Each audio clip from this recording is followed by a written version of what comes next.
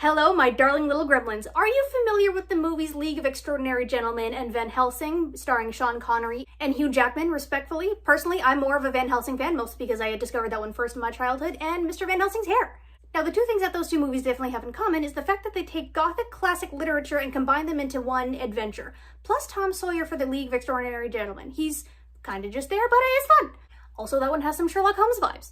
But we are not here to talk about them, my friends. No, we are here to talk about what I consider, don't worry about them, worry about me. We are here to talk about what I consider the penultimate combination of Gothic classic literature combinations and storytellings. Created by John Logan over on Showcase and helpfully directed by several others, and starring our Gothic goddess, Eva Green.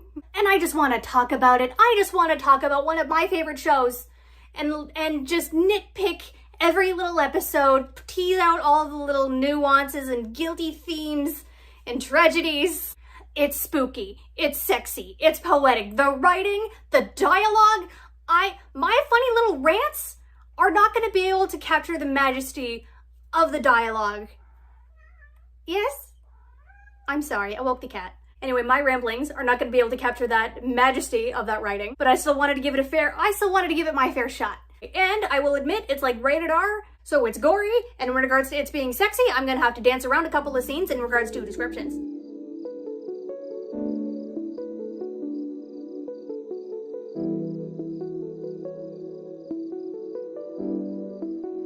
But without further ado, my friends, episode 1, Night Work. Don't worry about these two, we're still kind of doing like a cold open at the moment, okay? They're not here yet, we don't know them. But it opens with a young woman waking up in the middle of the night in the most disheveled little London flat you could think of in Victorian England, because what's a Gothic literature story without being set in the Victorian era? So she wakes up, it's super dark, she has a single little candle, and she walks all the way down this creepy little hallway just to go to the bathroom. She's doing her thing, but we're hearing like spooky, weird little creaks and noises. The ambiance is ramping up, and then she's yanked through the window screaming. But then the kid wakes up, because her kid was sleeping next to her, right? Her little daughter was sleeping next to her, wakes up going, "Mommy, where's Mommy?" So she walks down the creepy little hallway too to go find Mom, opens the door, and just screams, and then it cuts to black. And then we get the opening credits with the violins, and the cellos, and the music, and the ambiance, and the bass of it, and just all this different Gothic imagery of just setting up what you're about to see, and all the little like bugs and tarot cards, and cursed imagery in our cast, and it ends on a flock of bats. Because of course it does. So finally, character introduction, we get to see Eva Green, or Miss Vanessa Ives, fervently praying in her bedroom up at a cross, and as she's looking up at this cross, a spider crawls out from behind it, goes all the way down the wall, all across the floor, all the way up her and up her little like praying hands. And I hate spiders. I do hate spiders. But it does that cute little like bang thingy up on her hand. It was cute. But it's not supposed to be cute. We're supposed to be scared because a trance comes over Vanessa. And then we hear gunshots, but we're at a Wild West show. And we get to meet Mr. Ethan Chandler. I'm realizing now I probably should have put our other Mr. Murray fella up a little bit later, but that's fine. I was just testing out some things. So we are with this gunslinging cowboy in a little theatrical show that he's helping put on. And we see that Vanessa is up in the bleachers also kind of watching him. And admittedly, his theatrical talents never really come up again. That's okay, a guy needs to work, right? Also with this opening, we see he's a bit of a playboy, but the girl's also into it too. And then shortly after that character introduction with him, he's sitting at a pub, just alone, drinking. It's a little bit sad, but Vanessa walks right up to him and strikes up a conversation because she wants to hire him for his gun work, for a little night work that she needs to take care of. And the two of them do hit it off. They instantly flirt. He starts the flirting, she flirts back. It's kind of cute. But she also calls him out a little bit in a very Sherlock Holmes style of like, you're coming from rich means and you're trying to hide it. And around the end of that scene, he asks if the job that she wants to do is illegal, and she dances around it a little bit, but he agrees. So that night, he meets her and they go to a new location, an opium den, and that's where they meet Mr. Sir Malcolm Murray. Note the last name. He's a bit gruff, a little bit to the point, a little steadfast, and he says that whatever you're about to see, don't hesitate. But their main goal is that they're here to look for someone. So our new trio here, they go downstairs into the basement following another individual, and they meet up with a few other fellows, and Sir Malcolm starts talking to these people who are very pale, very lanky, very, Tim Burton bloodshot eyes, in a different language. And then as they're chatting, Vanessa's kind of like hearing weird little whispers in the air, and a fight breaks out. And the new folks down in that basement are very teeth and fangs oriented. And Vanessa starts following that spooky ghostly voice and just kind of like leaves the room. She's very calm. We get a full-on action scene, lots of body horror, and some really good kills. So following that voice, Vanessa finds just a pile of bodies in another room, and not the person that they're looking for. After the fight breaks out too, they capture one of the bad guys, and Vanessa asks him, where is the master? But unfortunately, Ethan, in a bit of a panic, kind of shoots the guy before we get an answer. And then we meet one of the tall beastie boys. Hold on. These fellas.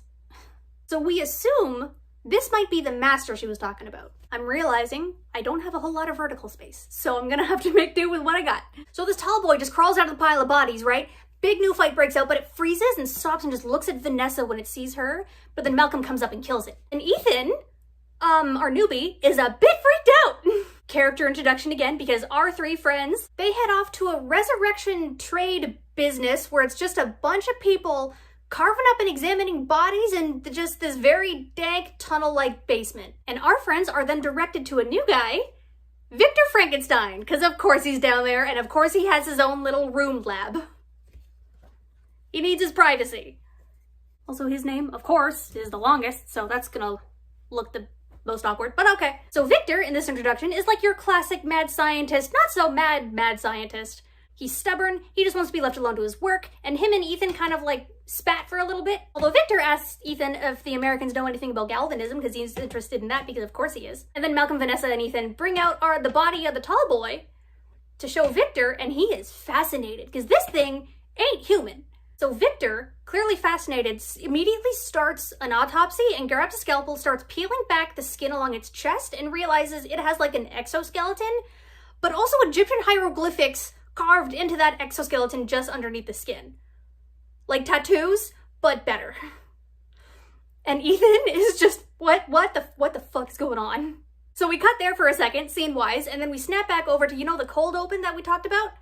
About the, the window shattering and the kid screaming and mom going to the bathroom and not coming back. We see an investigation taking place in that flat, and we see the boss taking charge, asking what the hell was going on, and who in their right minds would do this, because there's just blood and pieces of bodies everywhere, torn to shreds. So after that little bit, we will pop back there in a quick second. We cut to Ethan popping over to Vanessa and Malcolm's home. It's Malcolm's estate, and Vanessa is also staying with him. And we also finally get to meet Sapani. Where is he? We finally get to meet Sapani, and he is Sir Malcolm's butler. And he is a badass with those daggers. So while Ethan comes back to visit, he's kind of directed to go see Vanessa in the library room. This is also when we get her name dropped, by the way. She hasn't had a name until now. I'm still using her name Vanessa anyway. But this is when her name is revealed. And she is our main character, an original character for the show. And she's more of the witchy type vibe. So Ethan and Vanessa chat. They flirt a little bit, but it's mostly, keeping pace of what happened last night? We need a bit of an explanation. And she brings up the demi-monde, which is the dark world. She's wondering if he's connected or a part of it, or even believes it's a thing. He's kinda. And she does a tarot reading. So it's not revealed what card she pulls just yet in the tarot reading, but she reveals that Mina Murray is missing. Sir Malcolm Murray's daughter. Introducing Mina. Kind of. We don't see her just yet, but I'm putting her up here anyway, because she's our main goal. She's the main plot. Small thing, video-wise, I'm sorry there's maybe a lighting change at the moment, because there's a glare on him now, but that glare was initially just covering Mina entirely, so I had to move a few things, sorry. So back to the plot, back to their conversation. Ethan initially declines the work, saying it's a bit too weird for him, fairly. But Vanessa makes it an open invitation. He can come back if need be if he needs the work. And there's definitely a quick little, seated flirtation in between the two of them. And then as Ethan is leaving, he pulls one of the tarot cards, and it just so happens to be the lover card, because of course. So heading back over to Malcolm for a bit, he's upstairs in his bedroom, and Vanessa comes up to him and says, what happened with Ethan, kind of fills him in on that conversation, minus the flirtation bits. And Malcolm says that they have a new task to encounter and is wonderfully vague, just that they go amongst dead things. We also get a new character introduction, one of my favorite innocent people, Mr. Lyle. He's a sweetie, he's adorable. I'll admit he doesn't play the biggest role just yet in season 1, but he's more important in season 2, and he's getting an honorary spot on the wall because I love him. And Mr. Lyle here is an Egyptologist, that's his specialty. So Malcolm and Vanessa go to see Mr. Lyle, and they show him photographs of the hieroglyphics that were carved into this body, not quite mentioning that it was from a body, just, pictures of the hieroglyphics carved into it. So Mr. Lyle then realizes that on the hieroglyphics, it's kind of depicting blood transfusions, and he gets a little bit spooked, but he invites him to a party. But Malcolm gets a little stuffy and like agrees to the party, like, okay, fine, we'll be friends and then we can talk more about the hieroglyphics. And that's also when Mr. Lyle reveals that these hieroglyphics are from the Egyptian Book of the Dead. Because again, of course they are. Switching over to Vicky Boy for a quick second, we see that he's kind of hiding a secret little room in his flat. And then we actually see Sembene show up at his house, bringing him some clothes to wear, some very fancy duds to wear to go have a conversation with Malcolm Murray later on. Which admittedly seems a little rude on Malcolm's part. Like, we need to have a conversation, son, but also like, we're only gonna do it in high society public and you can only be seen wearing, you know, the proper dress. Also, he just assumed Victor wouldn't have this kind of proper dress. Granted, he met him in a basement dissecting bodies, so it's still a bit rude, dude. So Victor puts on the new clothes and he goes to meet Murray at that invitation. I keep saying different names for like Sir Malcolm Murray or Sir Malcolm or Mr. Murray. Just Malcolm. I'm trying to stick with just Malcolm, but I keep saying different names. Sir Malcolm Murray. Probably just gonna call him Malcolm from now on. And we learn that Malcolm is setting up a new adventure, a new excursion to go off into Africa again. So between this conversation of Malcolm and Victor, Malcolm kind of pokes at Victor's scientific mind, and Victor gets a little egotistical at the moment, trying to describe his hunt for the greatest truth, the flicker between life and death, how that is the highest achievement and nothing else matters. Okay. So they talk, they kind of bond, and Malcolm mentions that he probably will need Victor's help at some point. Especially, you know, with that body before, right? And Malcolm mentions that his daughter is missing. And Victor agrees to help. If they have anything weird going on, he can probably help out with some bodies. I will also mention that in this version, Victor Frankenstein is a doctor. He's not actually a doctor like the OG Mary Shelley book. Like, I'm okay with changes. And like, that one's not like accurate, I don't care. But also like, Victor Frankenstein never actually finished college. Now we get a quick little shot after all that. Just a quick little, you know, camera moment of Ethan and Vanessa noticing each other. While Ethan is like standing outside Malcolm's estate, Vanessa's up in her bedroom window, kind of pushing a curtain aside and like noticing him. And they just stare at each other for a bit, and Ethan is clearly distressed about something. And then after that, Malcolm comes home after his conversation, you know, with Vic, and he's upstairs, he's at home, it's all spooky and gloomy, and we assume Vanessa is there. She's just off in her bedroom too, you know, gazing longingly down at Ethan. But Malcolm is just chilling. He's in his bedroom, just kind of taking off his clothes to change into his pajamas. And we get a really spooky shot as he like walks across the room to the background of just this woman standing there, not moving. Sorry. And then he's walking back and she's still there, and he sits on the bed, and then he finally like looks up from tying his shoe, and then he sees her, and it's Mina. It's our girl. It's Mina. She's standing there kind of frozen, very scared, asking, Daddy, help me. And then the window opens kind of on its own. Blustery wind pops in. He's distracted and he looks over there. He looks back at Mina. She's like right here, red eyes, hisses in his face, and vanishes. Malcolm immediately goes to tell Vanessa. And at this point, we also get the context that Vanessa and Mina were friends. They were childhood best friends. Something happened that Vanessa was kind of involved with that broke up the friendship, and may or may not even be responsible for Mina vanishing entirely, being gone. There's also a good moment in the dialogue where the adventurer Sir Malcolm Murray admits that like he's feeling a bit more hunted than the hunter. And I like that imagery. We also get a quick little shot after that of Victor walking sadly alone in the rain, just being all sad and dejected. And he seems like he's being watched. He feels like he's being watched. We can also see like a weird guy in the background. He's being watched. Quick shot back to Vanessa. She's in a room again, praying after, you know, the vision of Mina coming to Malcolm and everything. Vanessa is praying, probably for like clues, wondering, trying to kind of like use that power to her advantage. And then from behind that cross, it flips upside down and thousands upon thousands of spiders just start crawling out of it. And then after that lovely moment, we cut back to Victor. There's some quick shots. And other than that like sad little one room flat that we see, that's not clean at all.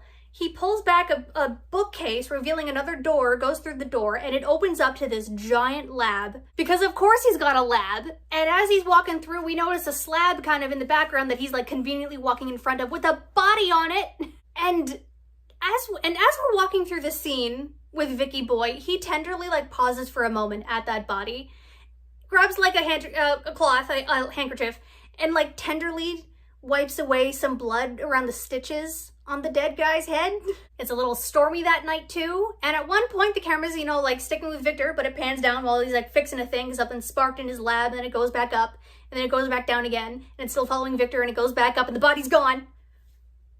Very quietly, body is just gone. Victor notices that his body is gone, that this person is awake somewhere in his apartment. It's all dark, he lights a lamp, it's real spooky, and he's walking around slowly in this apartment, and he notices the body alive, standing in a corner, kind of like freaked out, and Victor goes up to him tenderly, all nicely, kind of like cups his face. It's real sweet. It is honestly a sweet moment, and Victor promises that he'll take care of him, he'll be okay, and that his name is Victor Frankenstein. That's also when we get his name drop, which I've been using this whole time too. So our new fella, we got a new guy. I'm not putting his name up yet purposefully because I want to keep it a bit of a surprise because I think it's nice. But we got Victor Frankenstein, and we have an undead fella. So like we knew that was going to happen. Episode 2, Seance. Yes, this is Mr. Lyle's party. Yes, he was hosting a seance. Because it's Victorian England. Of course they're going to do a seance. But before all that fun, we got a cold open again, sticking now this time with an adult woman on a bench, kind of in the park, out at night on her own. She's really down on her luck. She's starting to eat an apple, and she's just trying to get by. But she also notices that the paper that she wrapped up her lunch in has, you know, a Jack the Ripper headline. So she knows it's not really safe to be out at night. But given her job, she kind of needs to be. And unfortunately, she is promptly murdered. Ethan then just wakes up all confused, a little bit in pain probably. He doesn't look so good, and he's on the ground, but he like gets up and he shakes himself off and he goes off to the Mariner's Inn. It's honestly the Mariner's Inn, the set that they designed for that. It's this cool inn and bar kind of up on the docks. It's a cool set, and the place will be a little bit more important later on. So Mariner's Inn.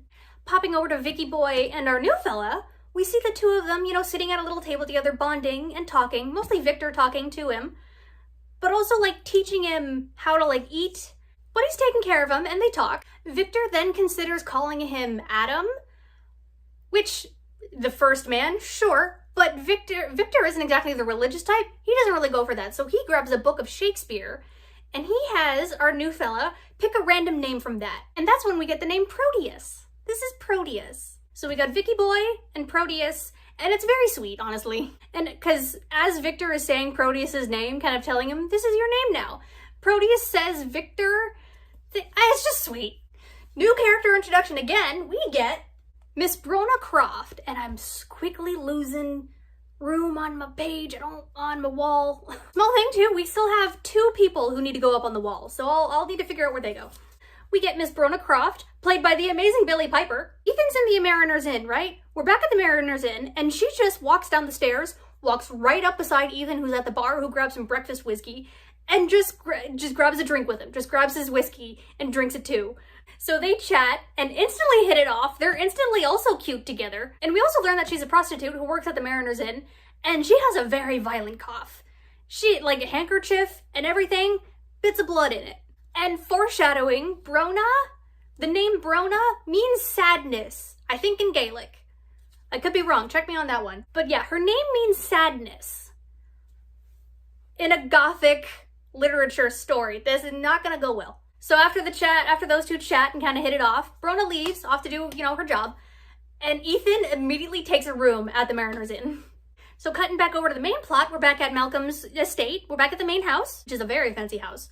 So him, Vanessa, and Victor are meeting downstairs in the basement where they have the body of the they have the body of the tall boy in the basement, and his skin has been picked clean by carrion beetles intentionally. They actually got some carrion beetles from Mr. Lyle to put all over the body of the tall boy and just skin it.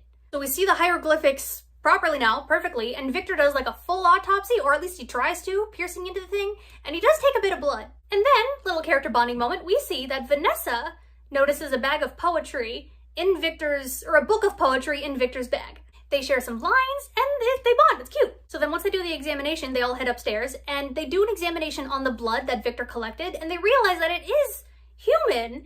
It's just weird. It's just wrong.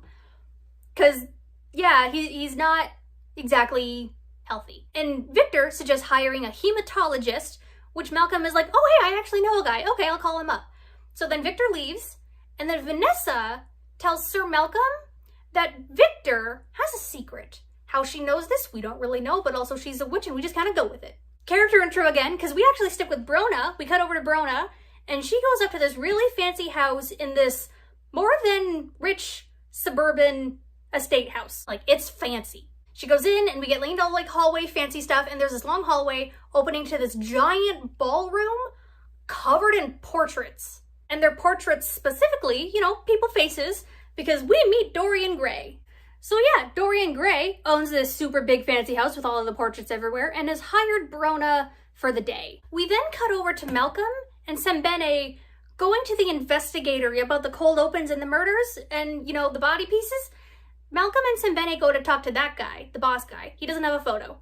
But they go to talk to him to see if there's any connections about Mina, to see if there's anything they can find that might connect to Mina, and to see if any of the bodies have been drained of blood specifically.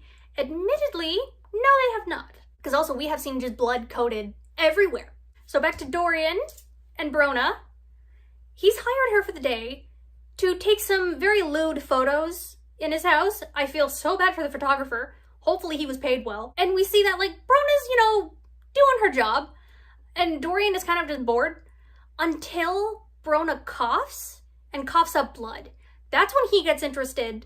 And just to cut a long story short, they bone. And the cameraman, I really hope he was consenting to all of this too and paid well, because he's just still taking photos of the both of them boning. Quick shot, just a small one for some context. We see Ethan go to like a post office and get a telegram from his dad saying, come home now. Ethan promptly ignores it and I think just throws it in the trash. So somebody has daddy issues. Heading back over from that to Victor. To Victor, hanging out with Victor, bonding with Proteus. The two are kind of being cute. Oh, I need to...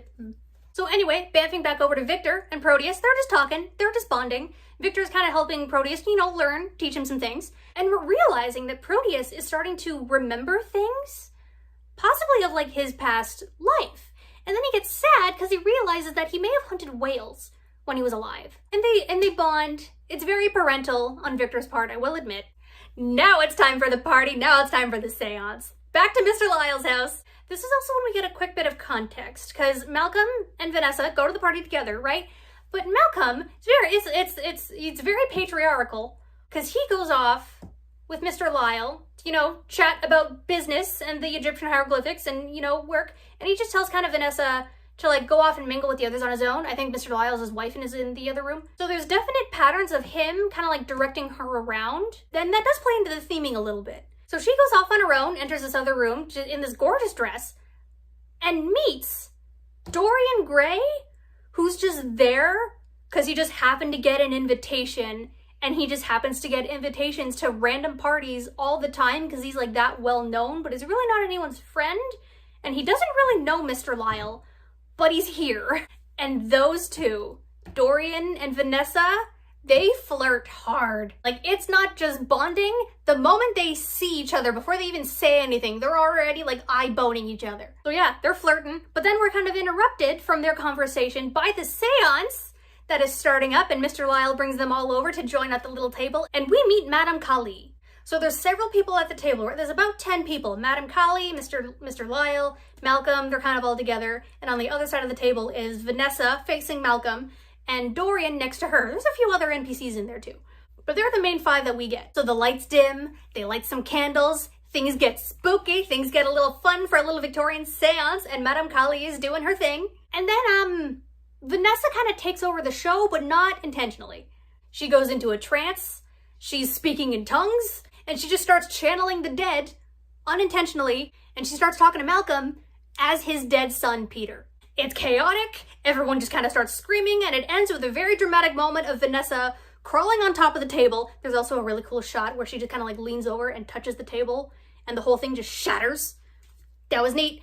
So she crawls up on the broken table and just starts screaming, speaking in tongues, and just like bending over backwards, exorcist style, and Madame Kali is just screaming.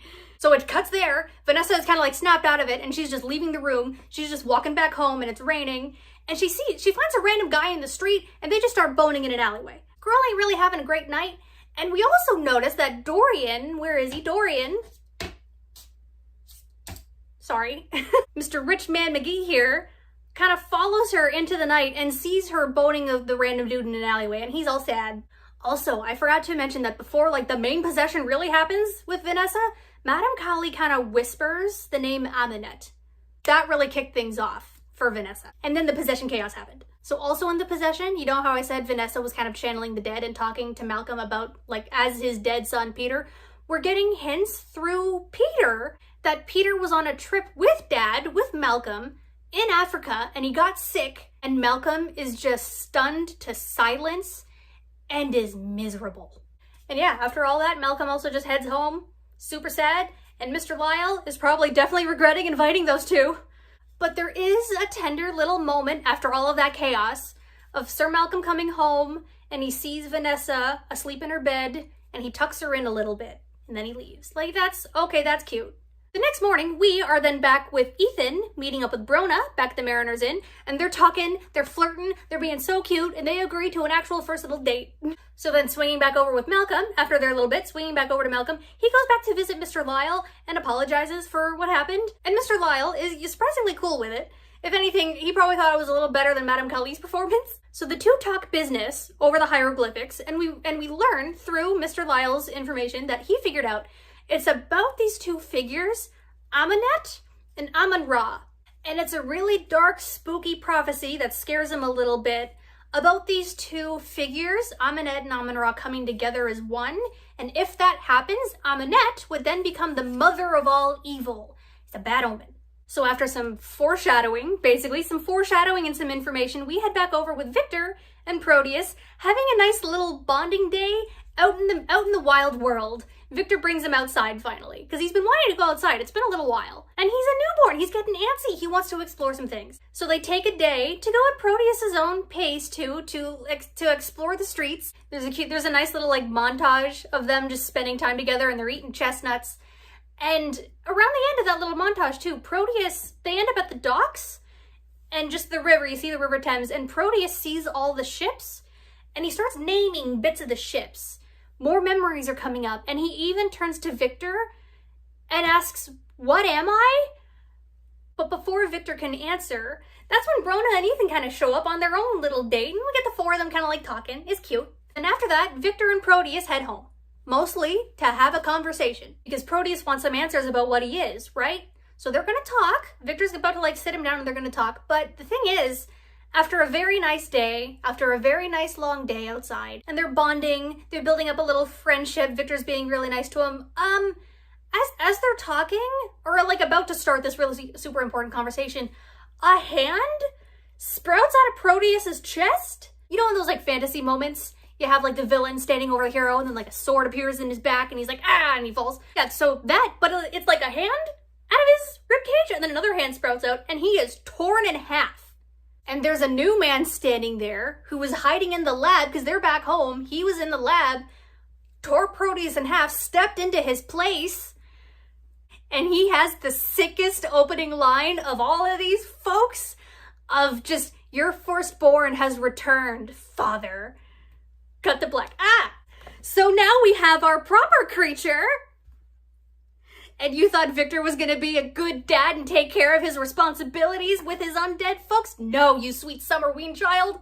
His photo was a little bit bigger than the others. Totally fine. I'm also gonna initially call him Creature through like the entire season. He goes by a few fake names throughout the time, mostly like John. At some point he gets the name Caliban, but I'm gonna stick with Creature so we know who this is. Mostly to kind of stick in line with the original story where he just doesn't get a name. And also because, yeah, Victor didn't give him a name. So episode 3, Resurrection. And our cold open is with the young boy, a little Victor Frankenstein, seeing his dog dead in the backyard. It's covered in maggots. It's real sad and gross. But mom is comforting him after that. And then mom gets sick, coughs up blood, and mom dies.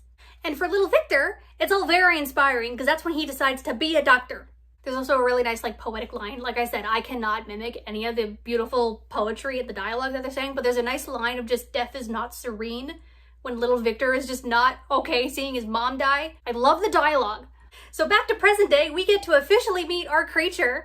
Victor is terrified and Creature is pissed. So Creature recounts his upbringing, creation. It's a couple of flashbacks in this episode too of Creature recounting his story, reminiscent of the original tale.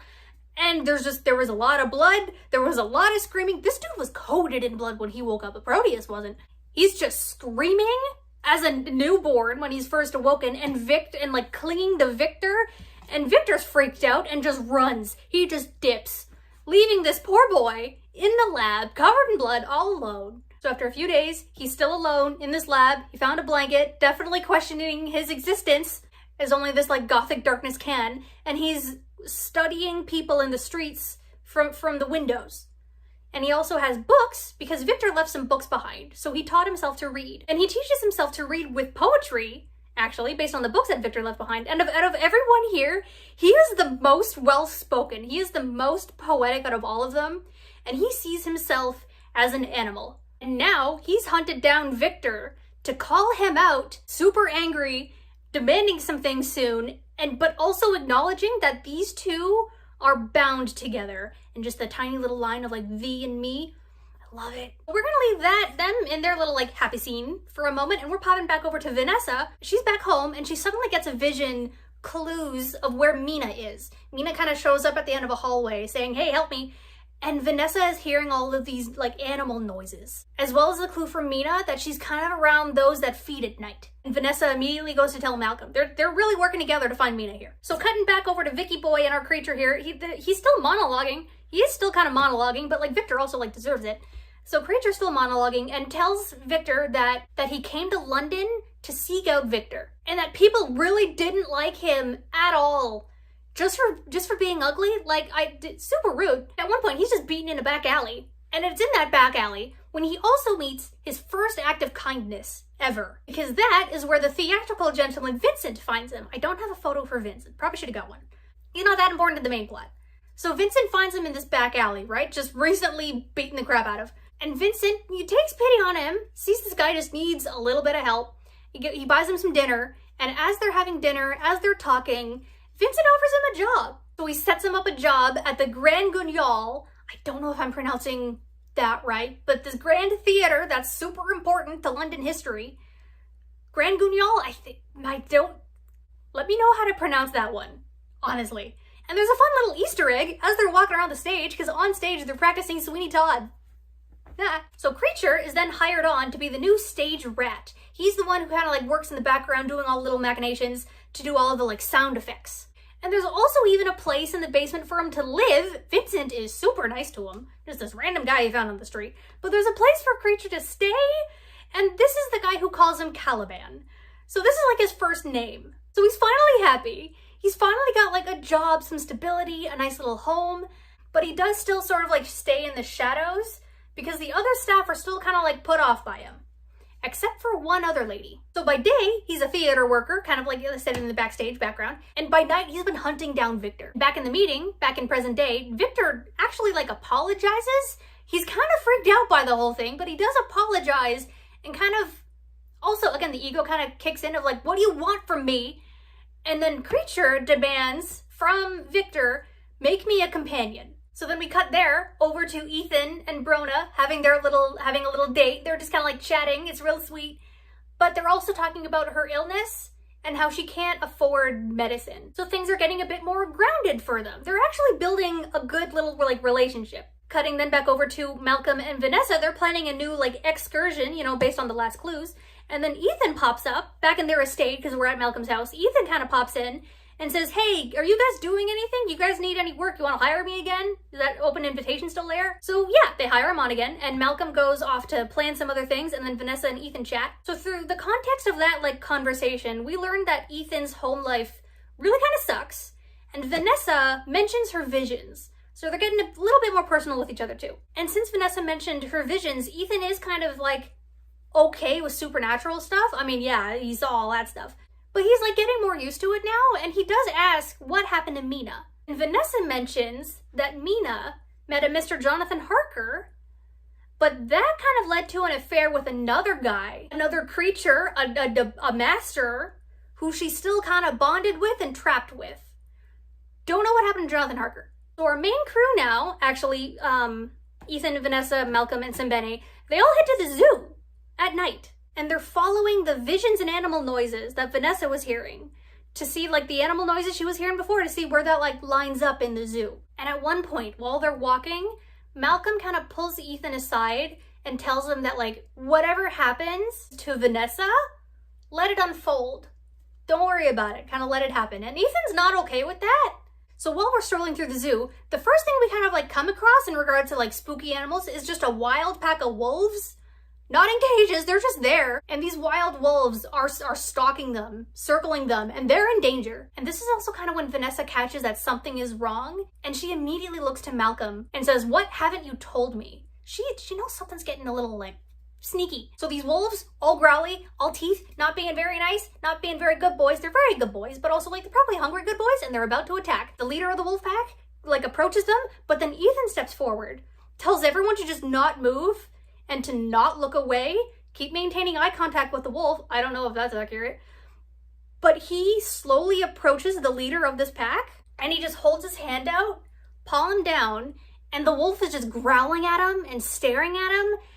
And it's a cute boy who does a good little trick of, like, grabbing Ethan's hand with his teeth, but not biting it. He's, like, holding him with his teeth. And then he lets go and they leave. And the wolves leave him alone. Alright, so everyone is a little stunned, but they carry on to go look for Mina, but instead of Mina, they find someone else. So they find a teenage boy, actually, in one of the cages that's been, like, unlocked and opened, and he is just eating something. I don't know what animal it is, but it's raw and it's bloody, and he's just nomming on it. So he attacks them, our crew, and the crew managed to stop him, knock him out, and they take him back to Malcolm's basement. And then we get a quick shot of Victor just walking alone outside, contemplating his own existence with dread and this deal that he just made. And then he's walking home and he sees Sembene outside of his house because Malcolm has summoned him. So back at the estate, back at Malcolm's estate, we learn that the Beast Boy's name, his name is Fenton. I should have gotten his photo too, I'm sorry. We learned that his name is Fenton, and he's not okay, and he's a little bitey. But he won't give up any info, and he keeps talking about his master. And then Malcolm gets a little bit rough with Fenton and just starts beating the kid. And then Ethan actually has to pull Malcolm off. That's when Sembene and Victor come back. So all five of them, Malcolm, Vanessa, Ethan, Victor, and Sembene, are all back upstairs in the main, like, living room parlor area, talking about torturing this kid. Ethan is not okay with it. Victor also isn't okay with it, but Victor also kind of calls out Ethan's past, kind of being okay with some genocidal, not so great stuff back in the States. Yeah. Ethan was kind of involved in some shit. And then after that, Ethan also suggests that they do, like, a blood transfusion on Fenton, because it's Victorian England. They do that all the time in these vampire stories. And Ethan is just hating all of this. But Vanessa also calls out Ethan, not so much calling him out for some, like, BS, but also, like, if you're not ready for any of this, if you can't handle this, you can leave. So the five of them do pointedly band together to try to figure out what's going on with Fenton and then therefore Mina. But Ethan pointedly looks at Vanessa and says, "I'm with you." Not so much the whole group, just "I'm with you." And then she replies, looking right at him, "And I'm with you, Ethan." And then Vanessa has her girl boss moment again, turns to Malcolm and says, "What haven't you told me? What are you hiding from me?" And Malcolm admits that whatever they're hunting, whatever they're looking for, whatever this beast is, this Grand Master, wants her, Vanessa, and not Mina. So after that tense moment, we cut to Vanessa and Ethan just talking. Everyone else kind of, like, went off to do their own thing, and the two were just kind of hanging out in the parlor. They're talking, they're bonding. Ethan tells her about Brona. And then after that, there's a quick moment of, like, Malcolm showing Victor out. You know, they're all leaving after that conversation. Malcolm is showing Victor out. And Victor stops, turning to Malcolm, and cautions Malcolm with the fact that they have to take responsibility for Fenton. That whatever happens to Fenton, they're the cause of it. They have to be held accountable for what happens. Character growth. And then after all that, we get one last, like, creepy panning shot down the basement towards Fenton, where he's, like, in the shadows, but he leans forward into the moonlight. He's being all creepy. And he's seeming to, like, communicate with the master telepathically. So episode 4, Demi-Monde. And we open with Dorian not alone at home, having a party, and there's naked people everywhere. And Dorian just looks bored. There's so much going on around him, but he just looks so bored. Sad little boy. But then we immediately cut to like later that night. He's alone. Everything is dark. He's walking around his portrait room with like one candelabra. I love a big candelabra.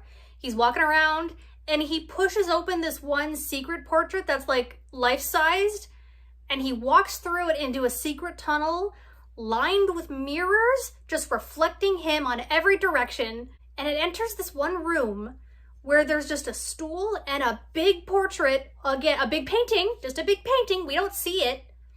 We don't see it. If you know the picture of Dorian Gray story, you know what it is. But we see this big painting covered, and then he undoes it. He uncovers it, and he's just looking at it. We don't see what it is, but he just sits on the stool and he just watches it. So come the next morning, actually, we pop over to see Vanessa is sitting on a bench just out in the public, and she's looking at a church.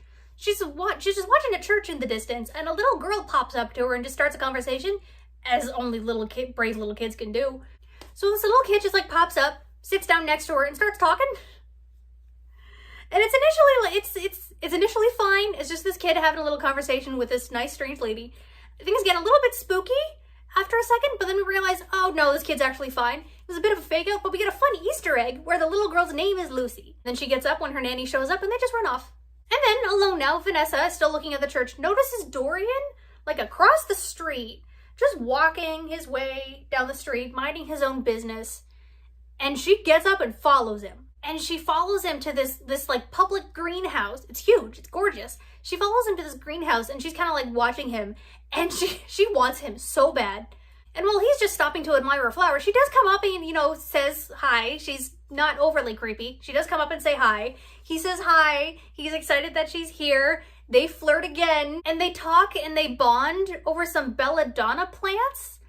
And it's flirtatious. It's a little hot and heavy, but they're also in public, so they need to, keep the clothes on, guys. And around the end of this conversation, Dorian needs to go off because he's got some other previous engagement. And she's like, oh, okay. Sad face. And he mentions that he's going to the theater tonight. Guess where Vanessa's just going to happen to go?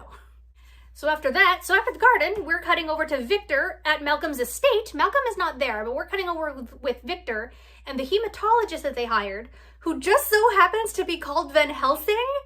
He's like 80 years old. And Van Helsing recognizes the weird blood that Fenton has, and how it's kind of weirdly connected to blood drinking properties. Van Helsing kind of knows his stuff around these certain things. And as things are just getting, like spooky in this conversation, Victor wants a little bit of privacy. So, because I think he thinks that they're going to be talking about like super secret dangerous stuff. So he goes over to like the main doors and closes them. But the only one behind the doors is Sembene, kind of like guarding the door and just being a good butler. And like, he knows everything that's going on anyway. He's been there. You're not hiding much, Victor. So Victor clearly wants to talk some more to Van Helsing, right? But he looks out the window and he notices Creature just standing there creepily in an alleyway, just staring at him. So Victor then dips out for a second, confronts Creature to be like, what are you doing? What are you doing here? And Creature is basically like demanding a companion. You owe me this. But Victor also kind of acknowledges that I need supplies and I need money. I need supplies. I need a body. Creature's like, yeah, I know what you need. How would I not? He is so antsy and dramatic. I love him. So after their little bonding moment, we head over back to Ethan and Brona having an actual cute bonding moment.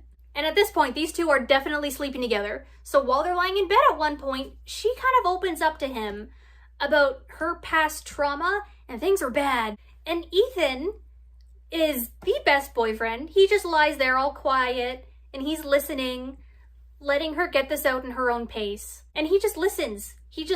And by the end, he's like, yeah, I get it. We've all done shitty things in our past.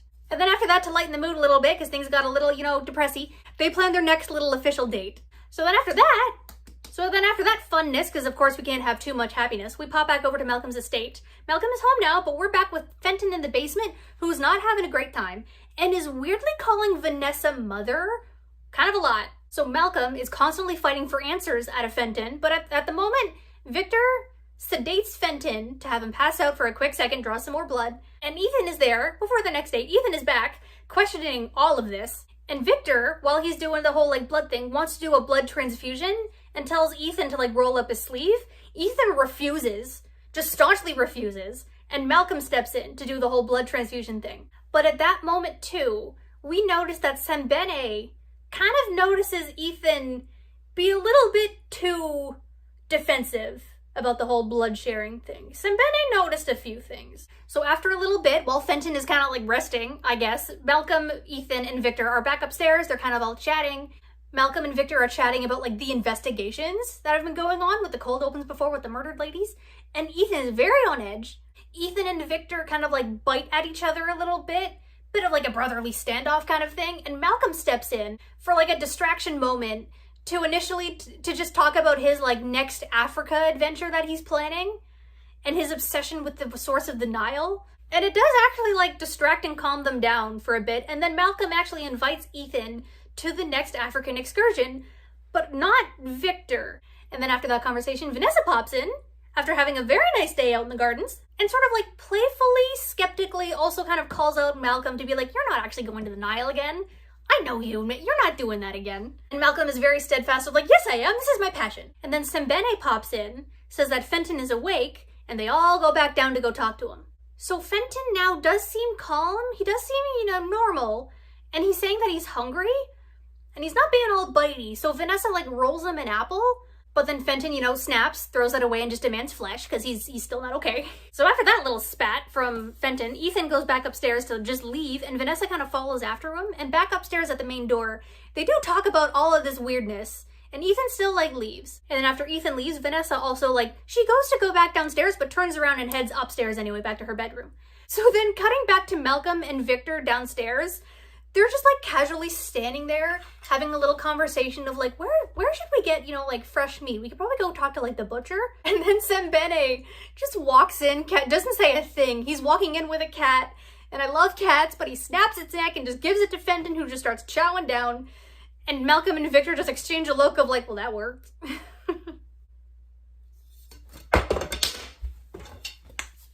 From mistake. And now, while Fenton is enjoying his meal, we are heading back over to the Grand Guignol, where Ethan and Brona arrive to see their first little play, and we see the amazing set, the whole set and the whole theater that they built. Not just some background stuff for like Creature and his bits, right? No, same theater, but the entire thing has been built up. It is gorgeous. The set design knew what they were doing. And while Ethan and Brona are like settling in to watch the play, we actually do get shots of Creature kind of like running around the backstage and in the rafters, like doing his job, pulling at ropes and doing all that. And the play that they are about to see is called The Transformed Beast. And the entire time it's happening, Ethan is just staring puppy eyes at Brona while she is engrossed on stage. He loves her so much. It's so cute. And from that little shot of those two, being cute, the camera then like pans up, and we notice Dorian up in one of the boxes in the balcony. He said he was going to the theater, right? Well, then after that, it kind of cuts over and pans over to seeing Vanessa on the other side of the balcony in her own box. And she's looking at Dorian. Dorian notices her. They're eye-boning again. This girl wants him so bad. It's getting a little creepy now. So after that, heading back over to the estate, we're with Malcolm and Victor back home, and they're talking about this excursion to Africa. Malcolm is kind of talking about it, and Victor is kind of like being all pouty, wondering why he wasn't invited. But Malcolm admits he didn't invite Victor because Victor reminds him of Peter, his dead son. But Ethan does not remind him of Peter, because Ethan, to him, is just a finger on a trigger. Ouch! So while we're at the estate, we get a little shot downstairs of Fenton kind of like being weird and like telepathically talking to someone again.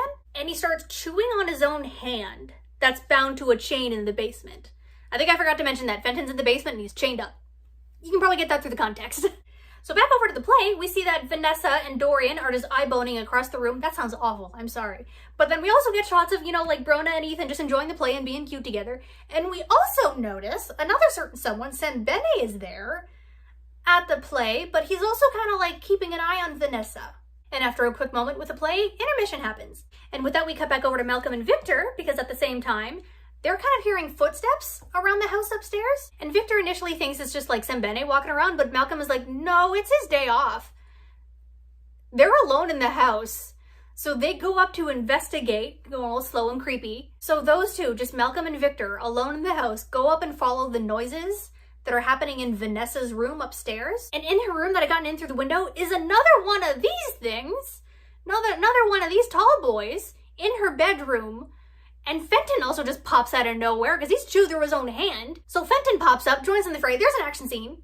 The big tall boy kind of like gets away, breaking through the window, but then Fenton also dies accidentally because he's shoved off and he's shoved aside and he falls down and his head lands on some like a shard of glass in the back of the kid's skull. Sorry, Fenton. But we kind of learned through that context then that like they were looking for Vanessa. Then popping back over to the play in the intermission, Vanessa at the bar runs into Ethan and Brona, who are also getting drinks, and the three of them chat, and it's a cute little social moment. But we notice that Brona is instantly like a little shy, a little put off. And then Dorian shows up to the little meeting at the theater intermission at the bar, and then Brona's really uncomfortable. So the three of them are chatting. Ethan, Vanessa, and Dorian are all talking, kind of being cute, kind of talking about the play. And she's not having a good night anymore. So she leaves, she storms off, and Ethan, worried, kind of goes after her. And just outside the theater, she starts coughing again and she falls over and he goes to like help her up. She shoves him off and they have a fight, unfortunately. She's basically just upset about the whole thing, probably just feeling, granted, insecure, but she also mentions that they have no future. Her and Ethan really don't have a future together because she's dying, because Brona is dying. She's self-conscious about that. And she also got self-conscious when the fancy rich lady showed up. So Brona leaves.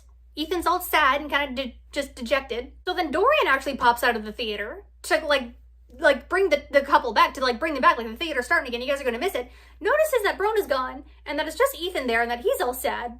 And then Dorian says, if you want to be someone else, come with me for the night. And the two of them dip. And then we also get this quick little sad shot of Vanessa as the play is starting again. She's taking her seat in her box and she looks over across the balcony to where Dorian was sitting and he's gone and she's sad. But then the camera also pans down and we see that Sapani is still there, kind of keeping an eye on her. So instead of the play, Dorian then brings Ethan to this dog and rat fighting ring. Things still don't go great. Ethan still isn't having a good time. Dorian notices this and is like, okay, you know what? Let's not really go anywhere else. Let's go home. And Dorian brings Ethan home with him to that giant portrait room. So the two chat, the two bond, and Dorian kind of calls Ethan out a little bit on this rugged Westerner vibe that he's trying so hard to upkeep. So they're just enjoying some absinthe. Absinthe, really. I keep stuttering over that one, but you're sticking with that cut. They're talking over some alcohol, and Dorian toasts specifically to Vanessa, and Ethan doesn't really reply, but is like, silently, okay. All right. So they toast to Vanessa, sure, who we then see come home, and Malcolm tells Vanessa everything that happened about the monster's break-in, and also kind of realizes that the whole thing with Fenton was a ploy, and that Mina might be in on that ploy to get Vanessa. And there's an argument between the two, Malcolm and Vanessa, about Malcolm getting mad at Vanessa about all of their past trauma, how this is all Vanessa's fault, but Vanessa bites back saying he's just as involved in this, it's also his fault. So after that argument, we're popping back over with Ethan and Dorian, who are, we're back at Dorian's house, we're kind of chatting over the portraits, and Dorian admits that his favorite one isn't in this room. So they talk and they bond, and Dorian starts playing some music and he's kind of talking through the opera. And as the music is swelling, Ethan is kind of being taken up in the moment, and he goes in for a kiss, which Dorian eagerly goes along with. But also the entire time with the music swelling and the passion rising, Ethan is constantly thinking about, there's several images going through his mind that we see with him. Some of it being Brona, some of it just being definite images of guilt in general. Sometimes some chopped up bodies even. There's definitely the theme of guilt around him, and he just needs a distraction right now. He's just trying to repress all of that guilt, so they bone. I love our confused bi king. So now we're on to episode 5, Closer Than Sisters, and we're gonna get some context between Vanessa, Mina, and Malcolm because we got a flashback episode. And the setup basically is with adult Vanessa writing letters at a tiny, tiny little writing desk she has in the corner of her room. I love her bedroom, but it's really bare. But I think that's also reminiscent of part of her character. That's a thing. Anyway, Vanessa is writing letters, and she's writing letters to Mina in a kind of diary-esque form, and it's very reminiscent of the Dracula writing style with the telegrams and the letters and the newspaper articles. I love it. And with that as the setup, we then get the actual flashback where we get to see Vanessa and Mina as actual kids just running along the beach because their families are very wealthy. I mean, Victorian times wealthy white families, sure. There's this shot of their two houses right next to each other, giant Downton Abbey mansions, and their backyards are connected by, a garden, cute little fence, cute little gateway, and just beaches running the entire cliff face. Things are great, they're happy, they're having a cute little friendship, and we get to see Peter as like a 12-year-old too. He's a kid. And you know how like some kids have like toy room? Well, back in, I guess, this kind of an era Gothic lifestyle, the toy room is full of taxidermy. And they bond over those stuffed animals. And Vanessa's really into it because she loves doing the big birds of prey and putting mirrors behind the eyes to make them look alive. Not my thing. I'm not into taxidermy, but that's okay. And you can kind of tell, there's a few instances of this, you can kind of tell that the show is like mainly written by a man, because the first thing that Mina and Vanessa really like talk about to bond over is boys.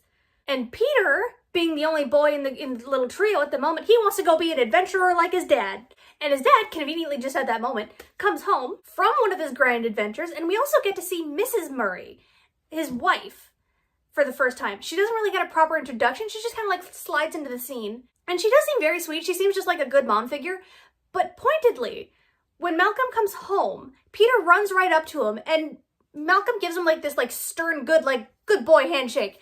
But then Vanessa and Mina run up to him. Vanessa's there because she's like an extension daughter. Again, all neighbors, happy family. But when the two girls run up, he gives them a great big hug. He's so glad to see them. They're in a nice little hugging trio, and Peter's just off in the corner. Sad. Malcolm, give your son a hug. He needs a hug.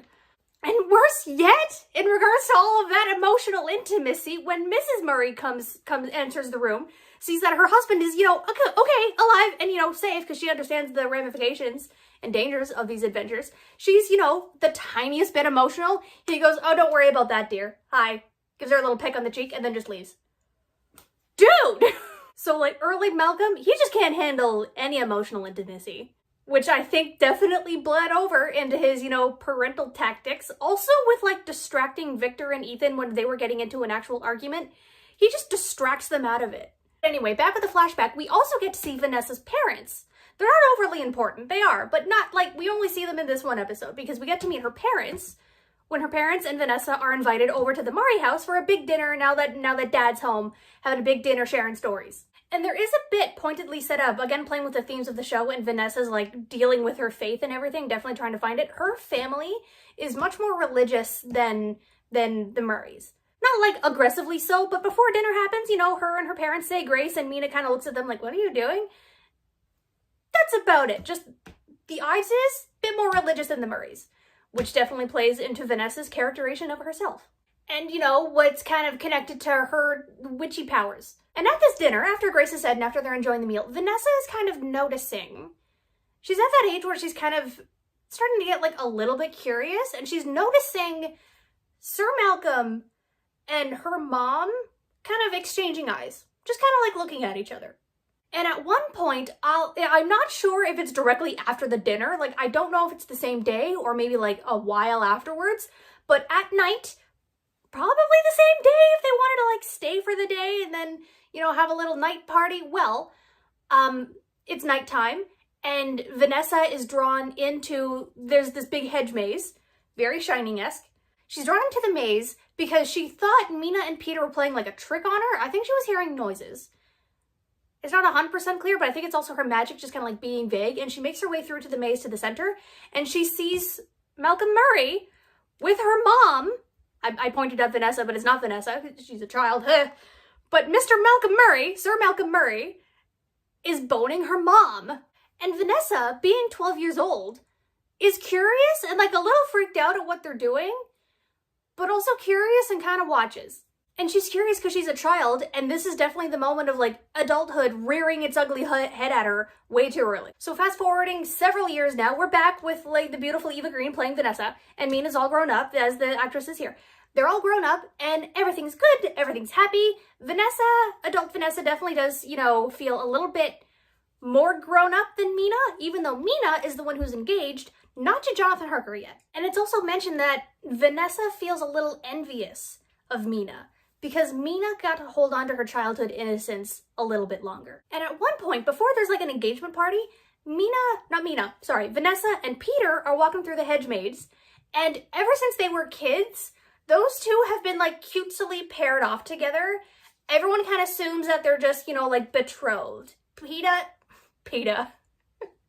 Peter and Vanessa are destined to be together, right? It's just cute, little neighbor kids. Gonna get married someday. Well, Vanessa, with her trauma, not quite realizing that, it was trauma, makes advances on Peter, kisses him. He's a little freaked out, and he rejects her, and he leaves the situation. And then Vanessa, feeling awful, with her religious guilt kind of piled onto that too, she immediately goes to her bedroom and she starts praying to a cross. And something does actually start growling and answering back. And then, the night before Mina's wedding, Vanessa finds her betrothed. I don't remember his name. He's not really that important. Vanessa finds Mina's fiance and brings him down into that, taxidermy playroom and seduces him, and it's not comfy.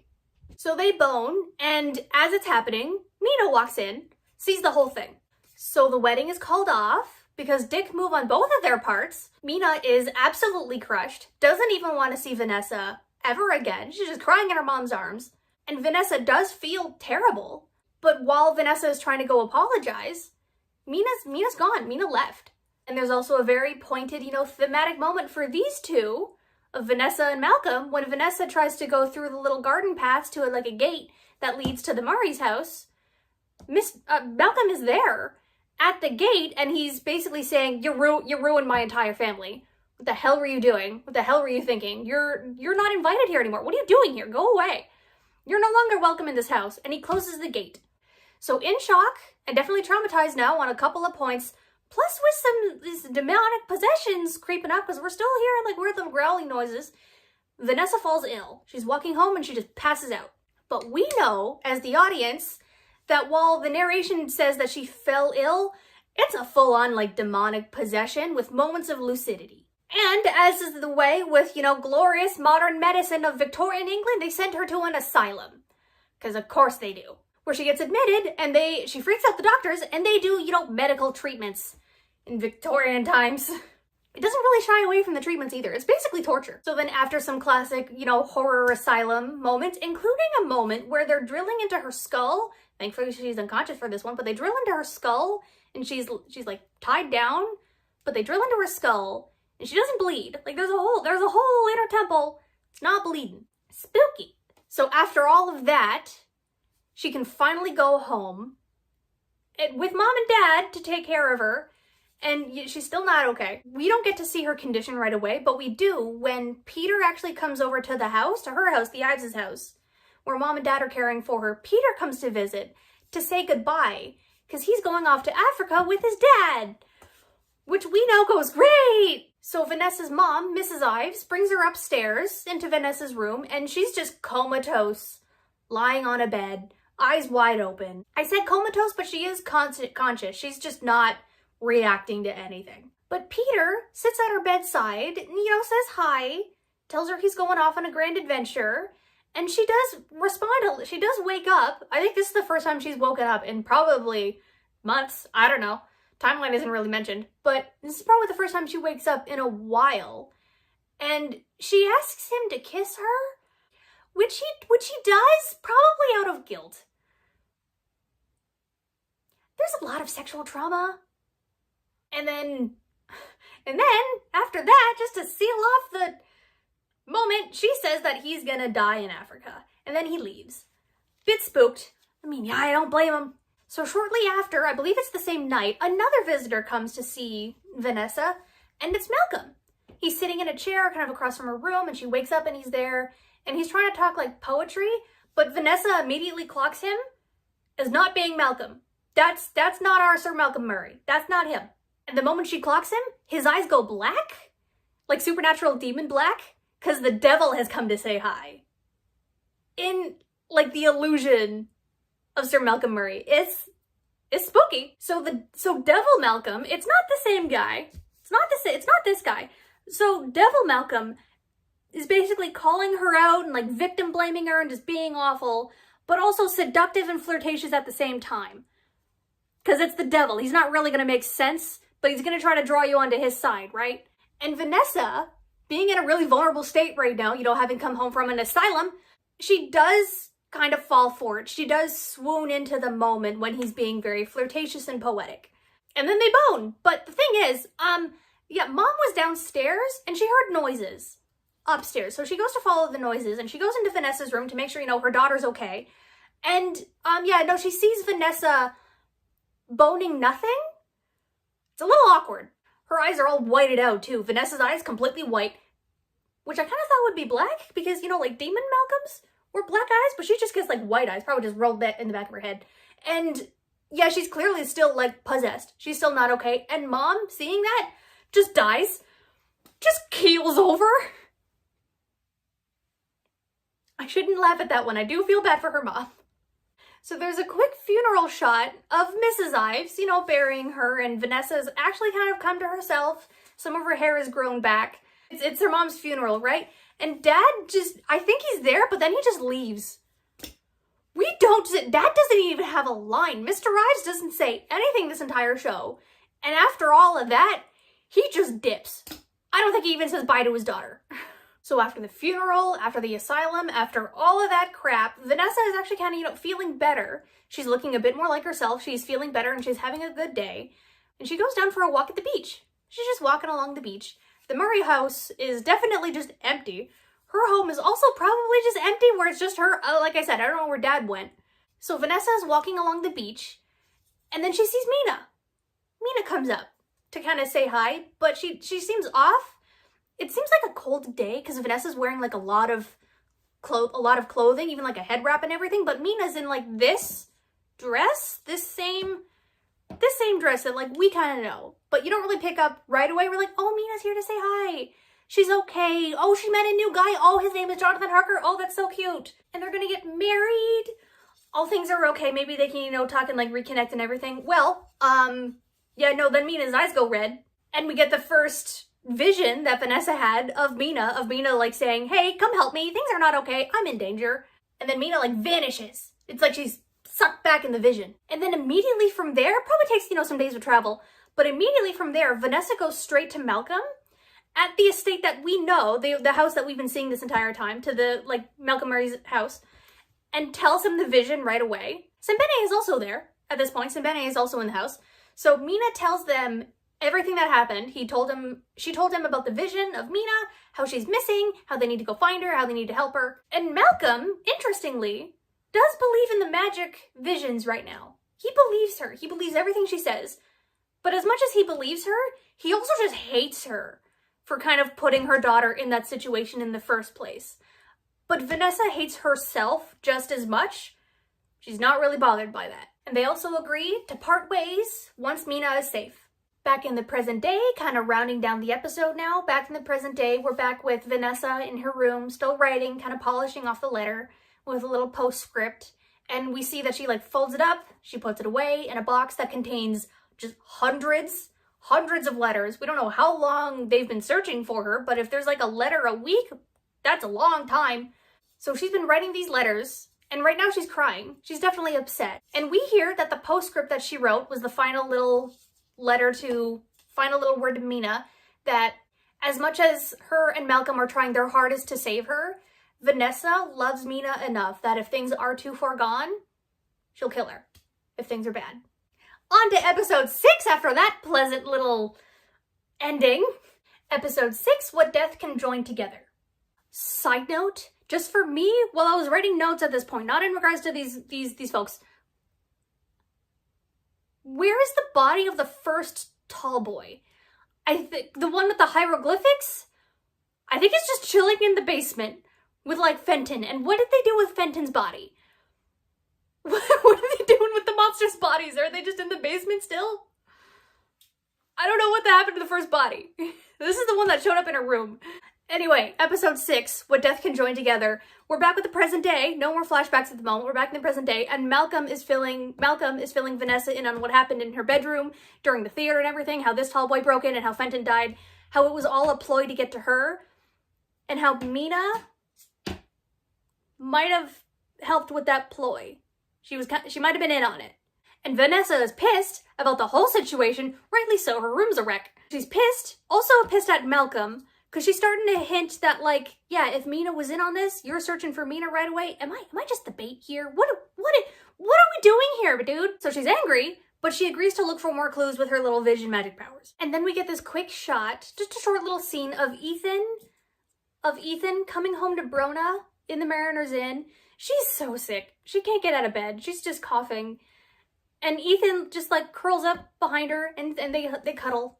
They cuddle. They're okay. She doesn't push him off. She's glad he's there. They're super sweet and he's starting to take care of her because she's sick. And she asked like, so where did you go last night? He's like, well, I kind of went out with Mr. Gray. They talk a little bit, but also like he loves her and she loves him. And like, I love them so much. Switching back over to Vanessa now, she's doing her little tarot readings with her cool cards. She's doing this tarot reading, and while she's like searching for her visions using her powers, she's hearing things again. She's definitely hearing things, and she's hearing Mina say like, help me.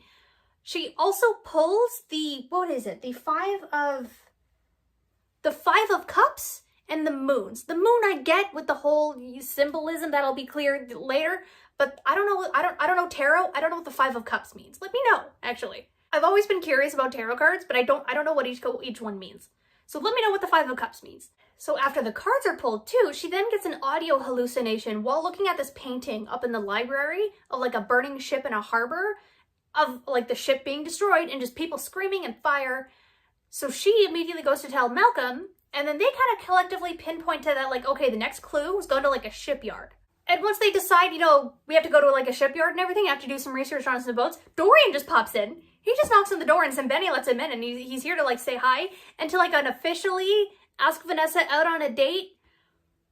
Like, it's cute, but it's weird timing at the moment. And Vanessa's like a little put off. Like, she's happy that, you know, her beau is like giving her attention and everything, that Senpai's looking at her. So she's like excited, but she's also like, we kind of have something to do. But Malcolm steps in and says that like, you know what, Vanessa? You deserve a day. Go have fun. We'll take care of this. Interesting. Super quick shot, just I guess establishing that Victor Frankenstein is poking around Fenton's body in the basement at Malcolm's house. The tall boy still ain't there. Hieroglyphic tall boy still ain't there. Don't know what happened to that body, but they're dissecting Fenton. And then sticking with the Frankenstein vibes, we're cutting over actually to Creature at work. He's at the theater. He's at the Grand Guignol, and he's bonding with the lead actress lady. Her name is Maud. She's very nice. She comes down and she says hi, and he's like super shy. But she bonds with him because she kind of mentions that her brother was also hurt in like a factory accident. And ever since then, when he was disfigured, he doesn't look at people anymore. He doesn't meet their eye, which is the exact same thing that Creature does. So she bonds with him. She shares him that story, and he kind of like, he relates to it. We also get the detail that Maud's brother's name is Lucifer. Yeah? But they call him Luke. Like, of course we're gonna have a name drop of Lucifer in this show. But it also does, you know, become thematically important because Creature immediately thinks of the book Paradise Lost. Cutting back over to Malcolm in his house while he's studying, kind of setting up the next expedition with Sembene and everything, Victor pops in, you know, up from the basement and says that Fenton's body isn't really gonna help them much. And throughout their conversation, Malcolm is saying that, like, yeah, we have a new expedition, we have a new clue, we have a new lead, we're going to the shipyard. You're not needed here, Victor, but thank you for the time, we'll let you know when we need you. And Victor's kind of just peeved and just leaves. I get it, but also like, dude, you don't want to be involved. And after Victor leaves, Sembene then confronts Malcolm with the idea that like, I know you want to save Mina by any means, but you know what that means if she's too far gone, right? Like, these two have some history in Africa, which we actually get to see in a prequel graphic novel that came out. I read that a little while ago. It was really good. Anyway, yeah, these two have history in Africa. They do have more of an actual friendship bond throughout the story. Yes, Sembene is his butler, but they're actually like friends. And Sembene in this moment is definitely cautioning, telling Malcolm to be cautious about Mina's future. So cutting then over to Dorian and Vanessa's cute little date. They're taking pictures together at a shop, not lewd ones, normal photos. Mostly, Vanessa is getting her photo taken, and she's kind of like nervous about the new technology, but it's cute. And Vanessa mentions that like she heard through the grapevine that like these photos kind of like take a piece of your soul. And Dorian admits that like these photos are cool and all, I like the technology, but I prefer a good painted portrait. So after that cute little like moment of the date, we cut back over to Creature, watching Maud in her bedroom through a vent in the floor. It's a bit weird, dude. And realizes that she has a boyfriend because he just pops in and they just start talking. But they're very, you know, like close to each other. And because he's intently watching this time, not for any initially weird, lewd reasons, he left her a gift of the book Paradise Lost in her room. And, you know, just trying to be nice and, like, give another gift back, too. Still weird that he's watching her in the bedroom. But, yeah, he notices that, like, she has a boyfriend, like I said, and he is so sad. He's just devastated. He's just sitting on his bed, trying so hard not to cry, and there's this sad little moan he's doing continuously that you can tell he's trying so hard to not feel and to keep it in that it's just escaping anyway. He's so sad. Back to the happy couple. Vanessa and Dorian agree to go have dinner together. There's definitely two sides to the story. So after they agree on going on another official date, like the same day, we cut over to Victor, I guess sticking with the creature vibes. These two are always like paired together. Of course. Popping back over with Victor, he's definitely contemplating his deal that he had to make with Creature about the whole like make me a companion thing. He doesn't want to do it, but to distract himself and to go along with the work with Malcolm too, he meets back up with Van Helsing, the old man. So the two of them, Victor Frankenstein and Van Helsing, are in this like cafe restaurant kind of situation, and they're talking about like life and love and their bonding in general, and Van Helsing kind of notices how lonely Victor is. There's definite themes of just facing consequences within their, you know, conversation. There's also a name drop of Mary Shelley, because Victor Frankenstein is obsessed with one of her poems. So that has to mean Mary Shelley exists in this world. Does Bram Stoker exist? Is Oscar Wilde here? I love it. I just personally love when the characters kind of get to like meet their maker, especially with Victor Frankenstein meeting his maker and meeting Mary Shelley. That it doesn't happen. They don't meet the author, but that would have been such a fun Easter egg. And it actually does remind me of another TV show, The Frankenstein Chronicles, with Sean Bean, where they actually do get to meet Mary Shelley. And it's very Frankenstein Criminal Minds-esque. That's a good show too. Anyway, pulling back into Penny Dreadful. Pulling back into Penny Dreadful. Like I said, we got an actual cute little father-daughter moment between Malcolm and Vanessa because she's getting ready for like official dinner, her next official date with Dorian. And she kind of comes in and she's wearing this new dress. And Malcolm is like, "Aw, you look great, sweetie." And he's actually being like fatherly and supportive. He's trying. He's actually trying. And so she pops off to her fun little date then with Dorian. Again, because again, she wants him so bad. He wants her too. To be fair, I keep joking that she wants him so badly, he wants her too. So now it's nighttime, right? Now it's nighttime. We're getting spooky. Ethan pops off with Simbene. They leave the house and they go to meet Ethan. Ethan catches up with them and they're going off to the shipyard. There is a cute little moment kind of in between here in the scenes, you know, editing and everything of Ethan leaving Brona while she's just like resting in bed and he's just staring at her longingly, all sad, but he goes off to do his night work. And then going back with the trio of Malcolm, Simbene, and Ethan, Ethan is kind of asking Malcolm, "Hey, where's Vanessa?" And Malcolm basically tells him that like, don't worry about it, she's safe, she's okay. I think he's actually trying to protect her in this moment. So popping back over to that fun little like cafe and everything, back with Victor Frankenstein, I was pointing at Creature, I think. So popping back over with Victor, actually, back in that little cafe, right? Him and Van Helsing are still bonding. Well, they left the cafe and they're heading over to a library because they're still, you know, like talking shop about all the weird stuff going on and the weird monsters that they're kind of hunting. And Van Helsing is definitely telling him to be cautious. These things got my wife. And Van Helsing comes clean about everything he knows. Because again, they got his wife and he trusts Victor. And this is when we finally get the term vampire dropped. In like episode 6. Of all of this, we finally get the word vampire. Because they go to the library, right? Van Helsing takes Victor Frankenstein to a library. And they're in this little Penny Dreadful section of these little books. These tiny little like comic book sized books called Penny Dreadfuls. We're getting all the name drops here. So he pulls out this story, A Penny Dreadful, about the vampire. I think it was spelled with a Y. I do like that spelling. Also, quick detail, it's not hugely like plot relevant, but I just remembered that when Van Helsing was telling Victor that these vampires got his wife, it also mentioned that Van Helsing had to take down his wife when she turned into a vampire. Very Lucy Westenra style, Dracula style. So popping back over with the shipyard trio, Malcolm and Ethan are actually talking about Brona.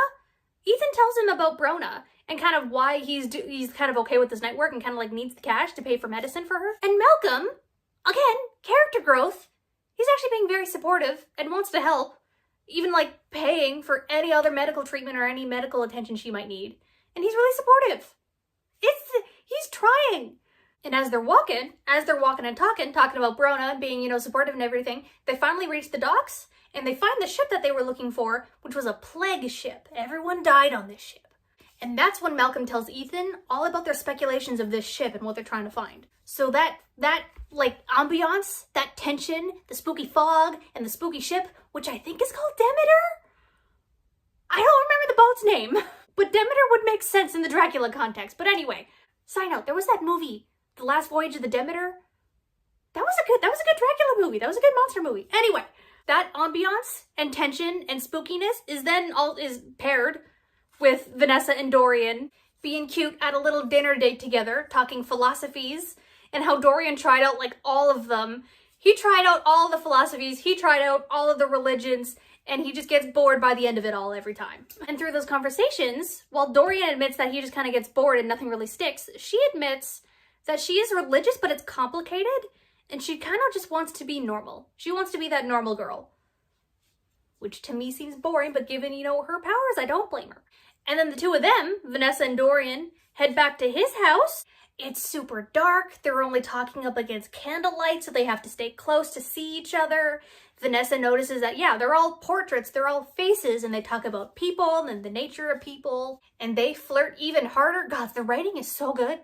I know I'm doing my quick little short forms here of trying to like get the story out in like a YouTube video, but God, the writing, I could not match it. I cannot match it.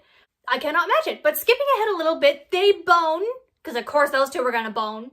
So while Vanessa and Dorian are having their fun, we pop back over with the boat boys, and they're searching for something. It's all dark, it's all spooky, we're in the ship, there's rigging and rope and boxes everywhere, and they find a bunch of sleeping vampire women. We saw these same women too back in the opium den at the very beginning too, just like black robes, super long white hair, and weird red eyes. Kind of like Dracula's brides. Only there's dozens of them. Not just 3. It's super spooky, and we see, the 3 boat boys don't see it just yet, that the camera like pans down, and we see a sleeping tall boy, kind of curled up in all the rope. Why these vampires are always sleeping at night, I don't know. Why are they always sleeping at night? Aren't they hungry? Also, plot hole I kind of just thought of. I love this show, but I think it's also okay to criticize shows that you absolutely enjoy. There's a couple of these things running around town, right? Running around London. And there's hundreds of those creepy vampire ladies that we've seen. Plus the other, you know, vampire footmen that they have, like Fenton. Vampires are seated all throughout London. No one has noticed weird deaths? Like, I know we also have those investigations with the mom and the daughter beforehand and the prostitute after that. Like, it's not them. Their bodies weren't drained of blood. That was pointedly mentioned. Those were not vampire kills. Where are all the vampire kills?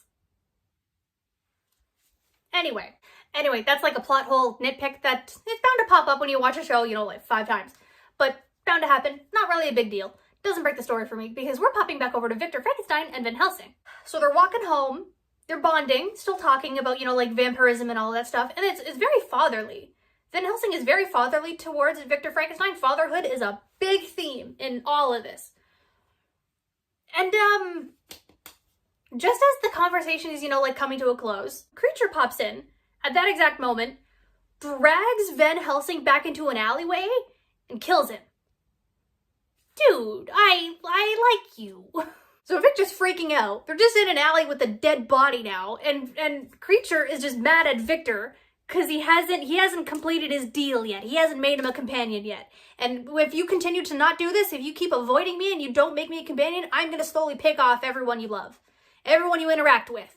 Like, dude, I get you're lonely, but Van Helsing was just like this innocent 80-year-old man. Okay, so Van Helsing is dead. Bye.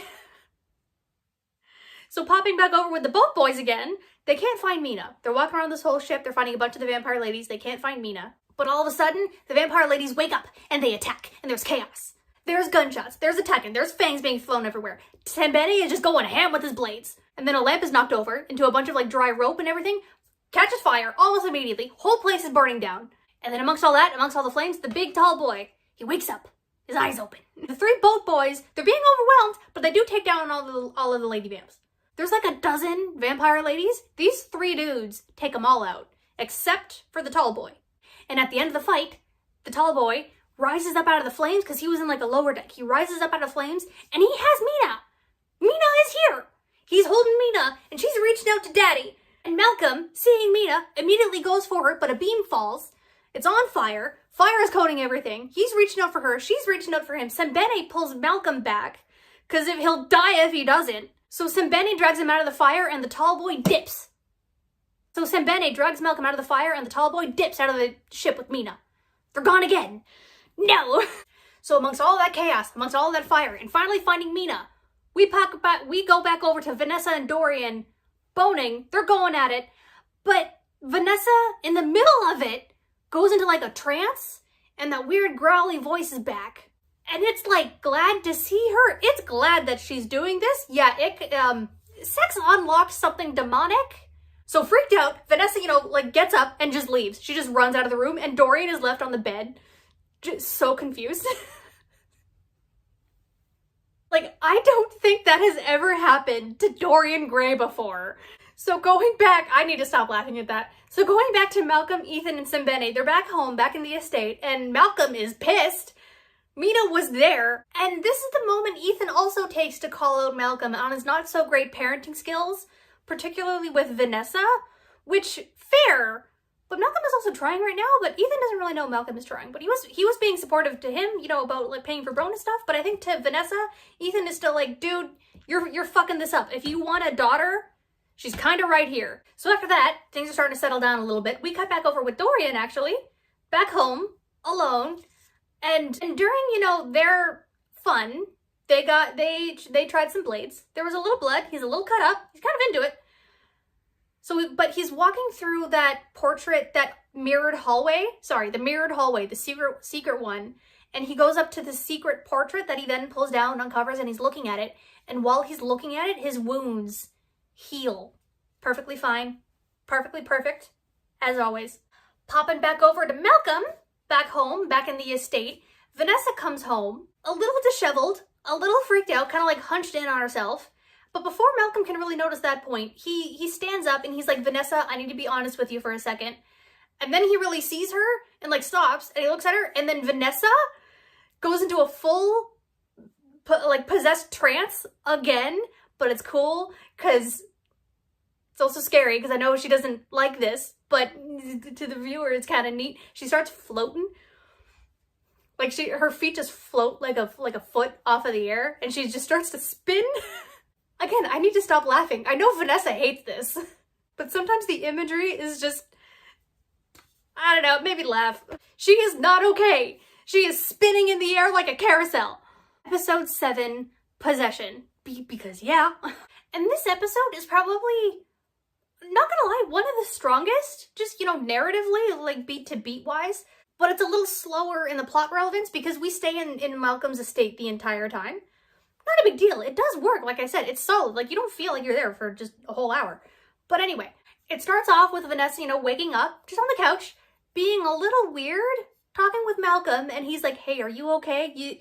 It was a little weird last night. Are you okay? And yeah, no, she's not okay. She's being a little weird. She's kind of comparing death to beauty. She's being very lewd and just rude. And Malcolm is really worried now. He knows that she's not okay. And then we also kind of realize that this isn't really Vanessa we're talking to. It's Mina in her body. And Mina calls him out for the affairs, for every weird dark secret that she knows now about him too, and he's just angry. But Mina, Vanessa, possessed Vanessa, is angrier at him for a variety of reasons, and just starts telepathically throwing everything around the room. Everything is going like Carrie High School haywire, but she's just staring at Malcolm the whole time. It's real creepy. And Malcolm is stunned. He's just standing there, everything being thrown. I think he's actually hit in the face with a book, like the actor, I think, because he actually twitches. But he's stunned. He's freaked out by all of this. And then Sembene walks in and like slaps Vanessa to knock her out. Sembeni then gently picks her up, princess style, and takes her back up to her room to bed. Then after that, she's lucid. She wakes up after a bit, and Victor Frankenstein is called in to do an actual medical examination on her. There is a funny little shot, just this tiny little joke. Amongst all of this like darkness, it still does get like some good humorous moments in it, because there's a tiny little moment where Victor, he puts on that stethoscope thing, right? And he takes the end of it and he puts it up to her chest, and she's like, it's cold. He's like, oh, I forgot about that for the living. And he forgets that it's cold because he's used to using it on dead bodies. So they chat and they bond a little, but Vanessa gets, possessed again, and it's coming through, and she gets like sexual about it. And she's kind of reading his mind, and he's spooked, he's freaked out, and he leaves. So Victor, meeting back up with Malcolm too, Malcolm tells him everything that's kind of going on about the weird like magical possession stuff, but how they can like probably help her through it. And he also calls in, he gets Ethan to get Sembeni for help too. So like the 4 boys are gonna help out our girl. And pointedly, Victor Frankenstein connects everything happening to Vanessa with like what she was saying to him too, how she was getting like sexual about it. How this is probably connected to trauma in her past. Ding! And they're talking how it could also be connected to, like psychological guilt and even shame. And as they're talking, the tarot cards are sprayed off on like a table in between the two of them, right? Because they're in the library, her tarot cards are everywhere. And millions of little spiders just start appearing from underneath the cards, and they're all like, don't like spiders, but they're just pouring out from under the cards, over the table. It turns into hair, there's so many of them, and they're just dripping off the table, coming towards the dudes. I don't know if they vanish or they get them out of the house, because the scene cuts there. But actually, before it cuts there, she screams, and then it cuts. Yeah, this isn't just medical, dude. There is some weird demonic stuff going on. So Ethan shows up, right? Sembeni went to go get Ethan. Ethan finally shows up, and he just hears Vanessa screaming upstairs. He runs up to help, full possession mode. Full exorcist possession mode. So they're all freaked out. It's a slightly calmer moment for right now, but they're all freaked out. But Vanessa is also freaked out. She's also terrified because it's a bit of a lucid moment right now. And she's mentioning how she needs to fight off this thing scratching from inside her. And she's terrified. Then the lucid moment ends and she gets scary again. She starts kind of talking about Ethan being with Dorian, wondering if Brona knows, wondering if they should tell them, because Brona was also with Dorian. Vanessa knows all of this with the demonic powers. Ethan's a little freaked out. And then she gets violent, and then they restrain her. Back downstairs, Malcolm, Victor, and Ethan are all talking about the possession. Sembeni's kind of like watching outside of her room to make sure she's okay and probably like stays in there. They're talking, the 3 of them are talking about the possession, what they need to do to help her. There's a tiny little, oh fuck me, from Ethan. Malcolm tells them about the Amenet prophecy, about the Egyptian hieroglyphs and how she's probably Amenet in this situation. They all agree to help her fight this kind of thing. Things get really somber for a while, and we get a possession montage. We see that they're there for days. Just a quick little panning shot of like the sun going across like the windows and everything. They are there for days, and there's a quick shot within the montage of Victor injecting himself with something. So he's also not doing okay. And then after the montage, we get an actual scene again. We get a moment of Vanessa being lucid and waking up and talking with Ethan, who's sitting at her bedside. And Vanessa tells them that she's fallen from her faith and she would like a priest, which he agrees to, and they talk a little bit more. Their dynamic is so cute. And she asks him as well that if things get bad, again, kind of with the whole like Nina analogy, that if things get bad, he should be the one to pull the trigger. And he agrees. He seems to understand the situation, but also he gives away here that this isn't Ethan. His eyes go black in a mirror, and yeah, the devil's back. Vanessa's not quite lucid. She is lucid like herself, but devil's back. No. So she calls him out. She realizes that it's the devil. She calls him out, tells him to just back off, and they argue. So they argue, awesome verbal sparring with the writing, and the devil's being like angry but also seductive at the same time. And he mentions that he wants her to be the mother of evil, and because of the whole possession, and the seductive darkness powers, she just kind of lean in. She goes in for it, and they go in for a kiss. The devil, Ethan, and Vanessa, and Malcolm. The devil and Vanessa initially bond here. And while there's that little shot going on, the camera kind of like pulls away, and it just pans all the way down to the main living room where Ethan is there, real Ethan is there trying to take a nap. So yeah, as if we kind of needed more confirmation that that wasn't Ethan upstairs. I mean, the eyes kind of gave it away. But all right, because we use that to pan back over to Ethan, and we're now with him. And he calls out Malcolm again for the bad parenting issues. That Malcolm has something to prove, but then Malcolm also, you know, snaps back to Ethan that, like, you're also running from something from your past. You're not as, you're a little more transparent than you're also kind of putting up this front. Like, if you want to call me out for the bad parenting issues, sure, but you got your own beef at the same time. And this is also when Malcolm admits that he wants to go back to Africa to get Peter's body. Because when Peter died in Africa, he just left him there. He buried him, sure, but he just left him there to go off on his own adventures. We're getting some character growth. He's, like I said, he's actually trying. We get another quick montage then of more, like, possession Vanessa. Things are still not okay. Things are getting a little bit worse because there's even a moment where, like, she's screaming and the hieroglyphs that were on the first tall boy's body are, like, burned and carved into her chest. And she's just screaming. And then after that montage, we go back over with Victor, who's also looking out the window again, a creature who's just staring at him. Again, just leering at him through the windows. And Ethan pops in. So then Ethan and Victor are talking, they're bonding. They're both super tired, and Ethan admits that he thinks Malcolm is kind of putting Vanessa in these situations on purpose. And Victor believes him. Victor, yeah, believes him, because it's also kind of obvious that Malcolm has been doing that. But then Victor asks Ethan if he can teach him how to shoot. Not to attack Malcolm. They were just talking about Malcolm, but it's not to, you know, like, attack Malcolm or anything, because we get another shot of creature outside.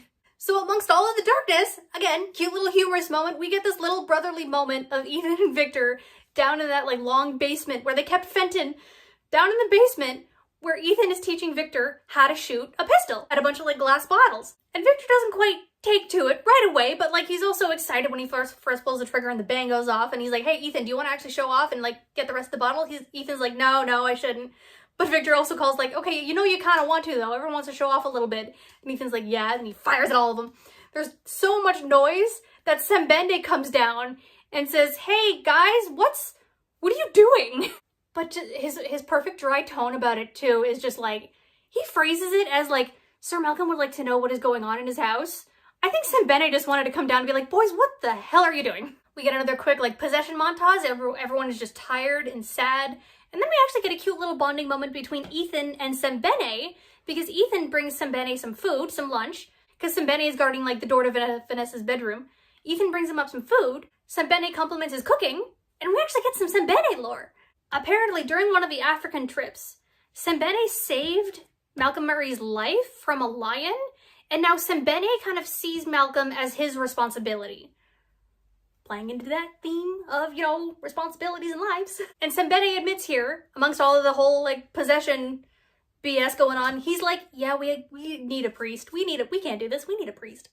And then we pop in behind that door, back into Vanessa's bedroom, where Malcolm is there at Vanessa's bedside, and Vanessa is just so sick. She's not okay. This is possession grossness. And Malcolm leans over to her and says, like, hey, in this vulnerable state that you're in, it sucks. Honey, I'm sorry this is happening, but can you look for more clues right now with your powers? And Vanessa is just like, dude, I'm dying. No! And she's calling him out for letting it get this bad, because he kind of has been. And then Ethan also bursts in at that point too, because they're starting to argue louder. So Ethan drags Malcolm away. They're all pissed. They're all arguing. Ethan calling Malcolm out again for, like, the bad parenting issues. And amongst all that arguing, Malcolm does agree that, like, fine, we can get a priest. All right.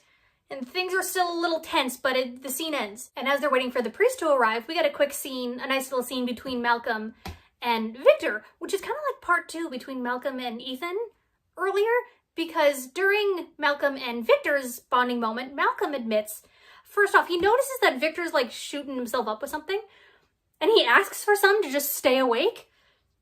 Okay, again, Victorian medical practices. So Malcolm admits here that while Peter was dying, he asked to have a mountain range named after him.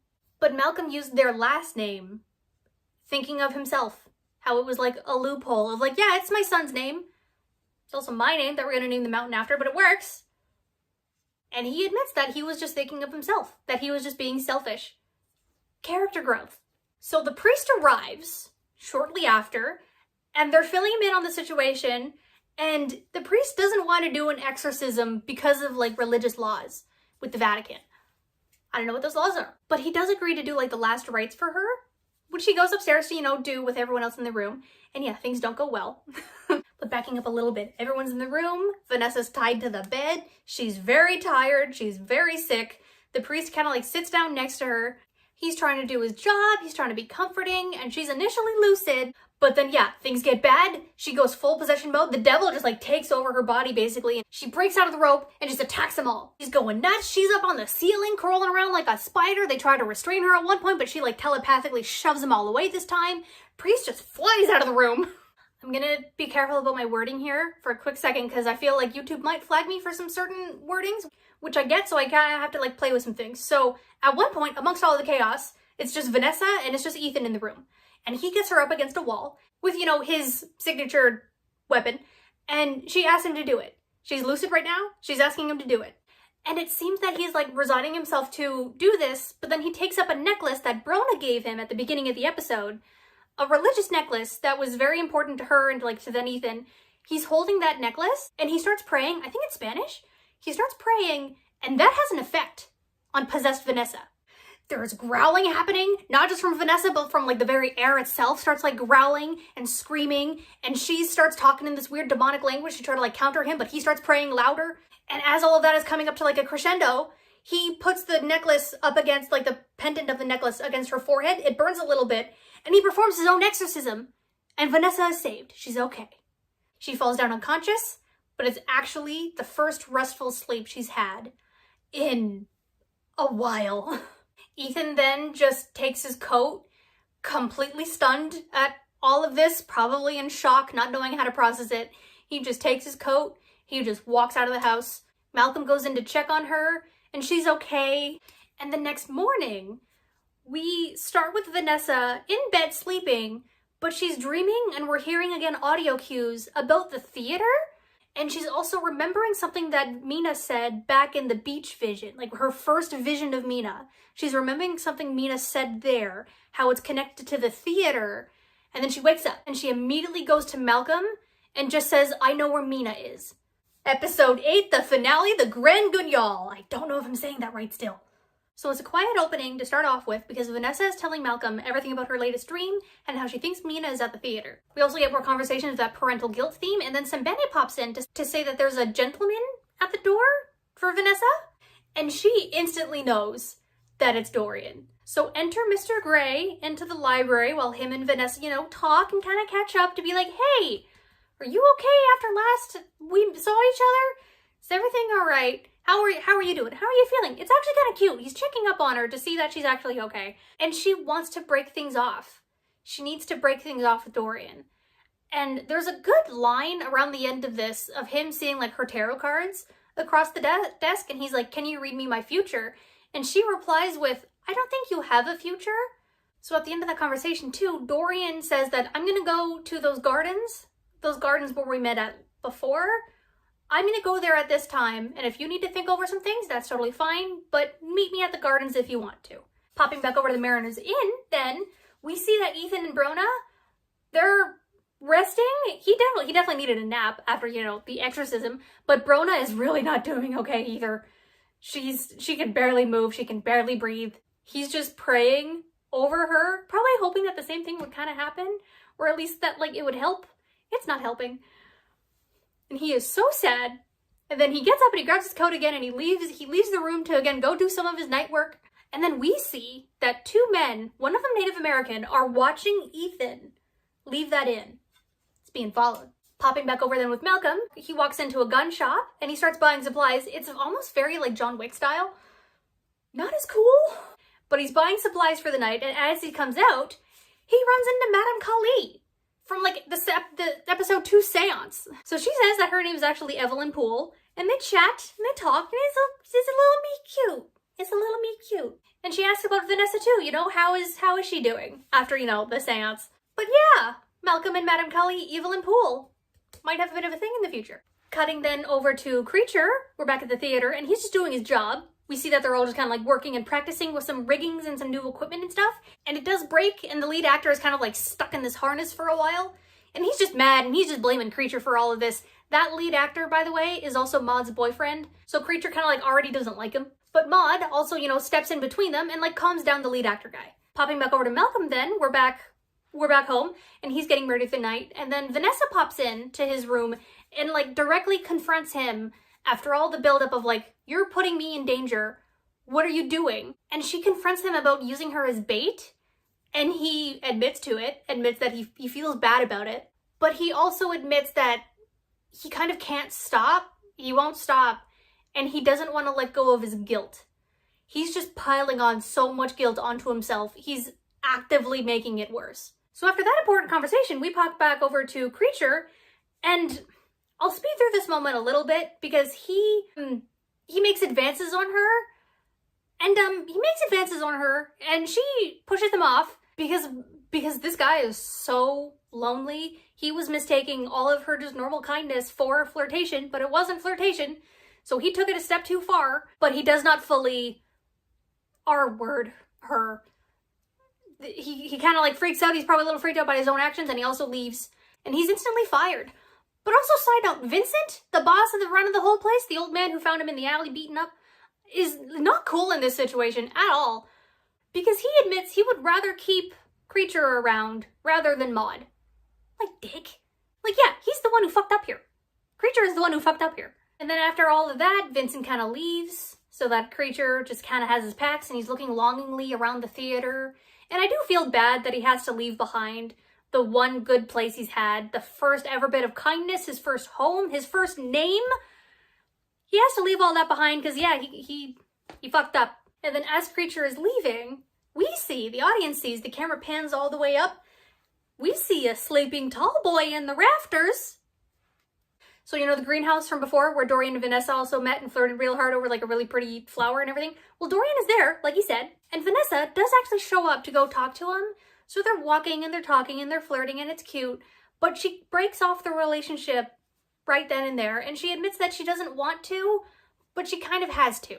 So she leaves, and poor Dorian is just left there, super sad amongst all these really pretty leaves.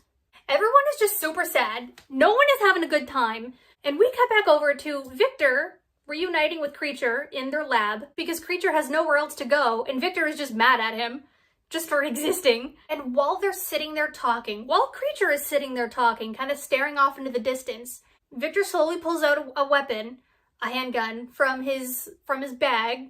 And just before he's about to like take him out, mice and men style, Victor does pause because he's never actually like killed a man before. And Creature's being really poetic and sad and confessing like aloud to himself that like all of the horrendous stuff that's happened to him, it's seeped inside Creature himself, and he just sees himself as an abomination. How all of that anger and trauma and resentment has just kind of poisoned the good things inside him. And Victor doesn't pull the trigger. He doesn't do it. Side note, Creature knew the gun was there too, and there's some dialogue that like he knew it was there, but instead of taking him out, Victor puts a hand on his shoulder. It's the first actual like legitimate bonding moment between these two, seeing eye to eye. And then Ethan just kind of runs in up into the disheveled flat, not the lab, saying that he needs Victor's help like right now. So Ethan then takes Victor to go see Brona, who's just at the Mariner's Inn. She can't get out of bed. She can barely breathe. And Victor is sympathetic, but he can't save her.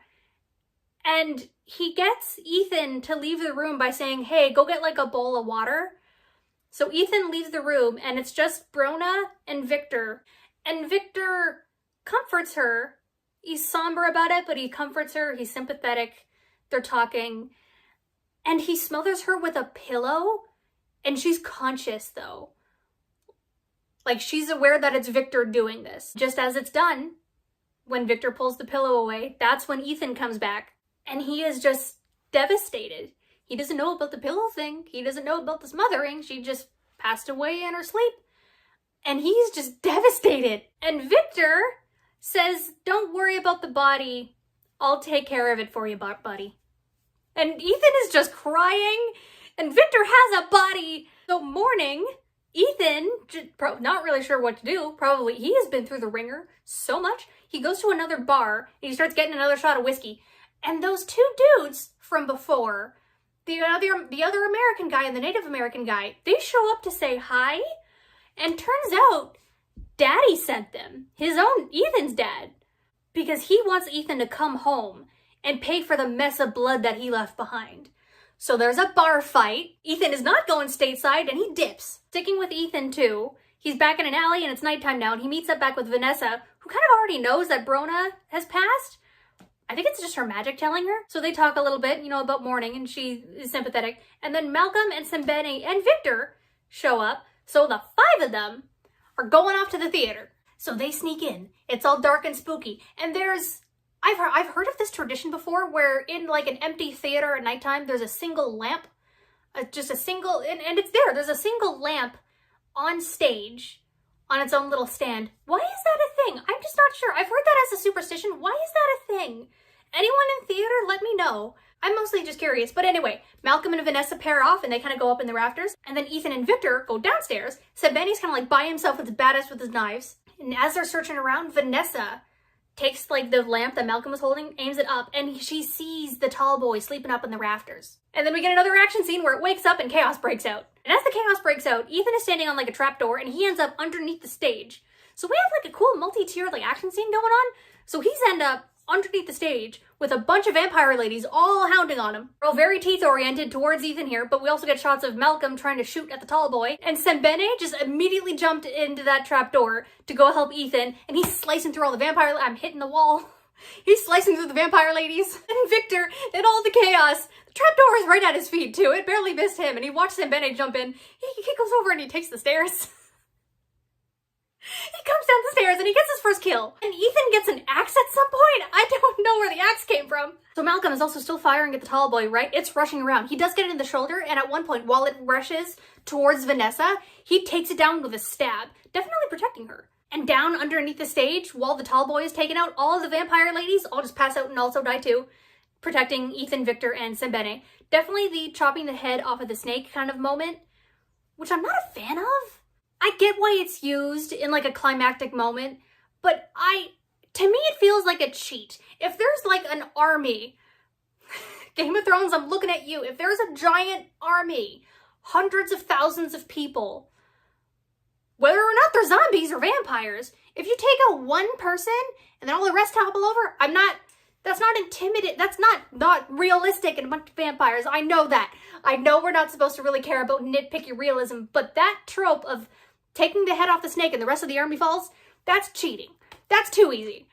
But okay.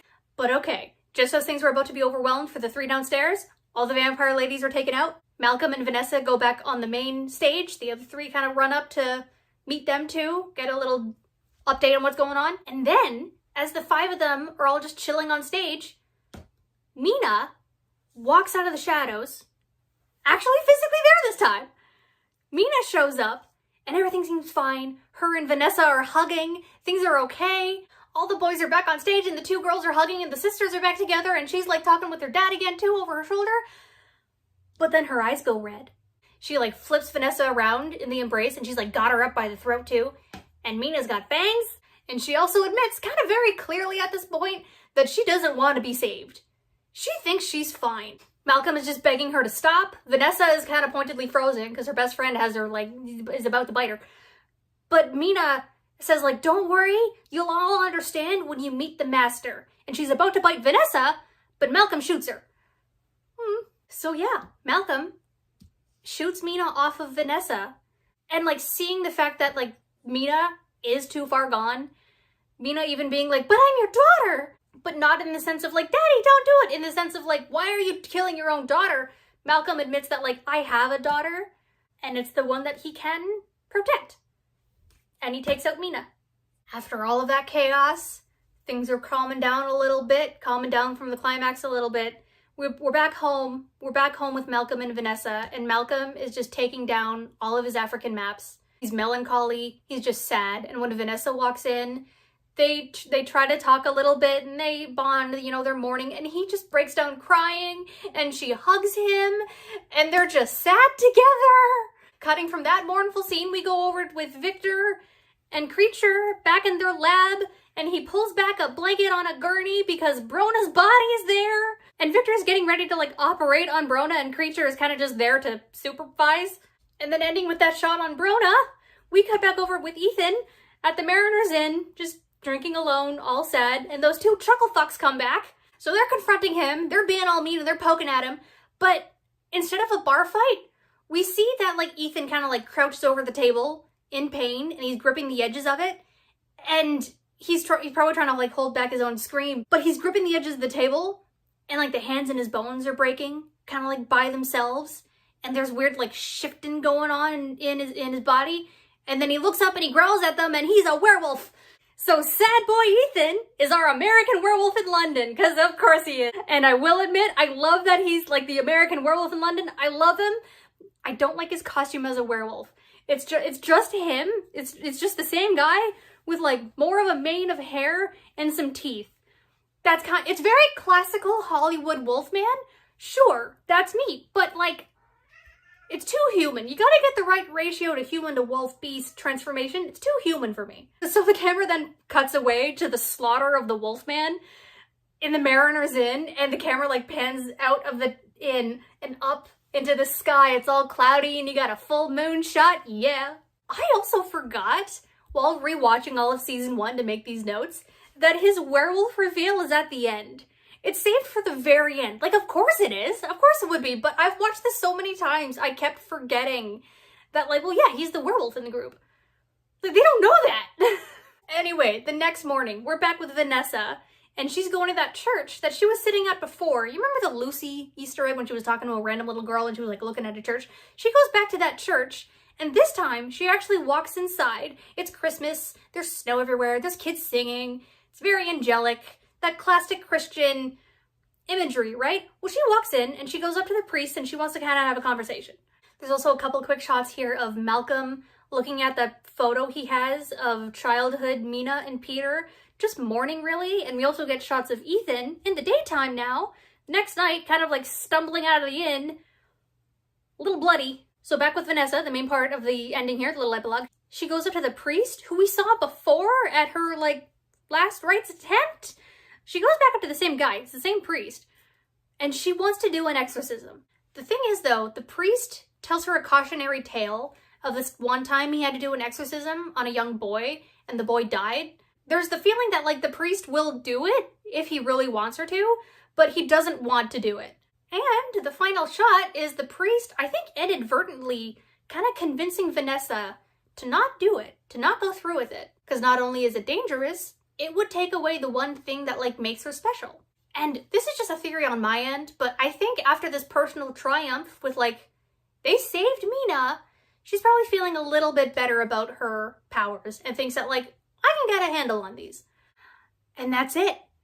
That's season 1 of sorry, Brona. That's season 1 of Penny Dreadful, and things are just gonna get sadder and more dramatic, and just wait till we meet Lily in season 2.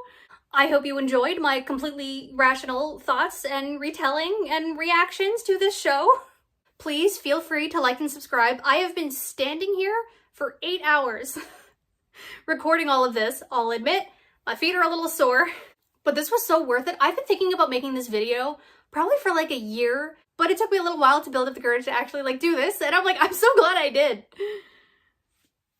It's just fun to talk through one of my favorite shows, and I hope you all enjoyed it too. Feel free, I don't normally end my videos with this kind of thing, but feel free to like and subscribe, that I do add, but I don't usually mention that I have a Ko-fi account. If you feel like supporting me in any way for all of this, because I want to do a season 2 as well. I'm probably going to do season 2 anyway, but if you want to support me, I have a Ko-fi account. It's linked in the description and everything. But yeah, that is Penny Dreadful season 1. I had a great time. Hope you all did too. And I will see you soon. Good night.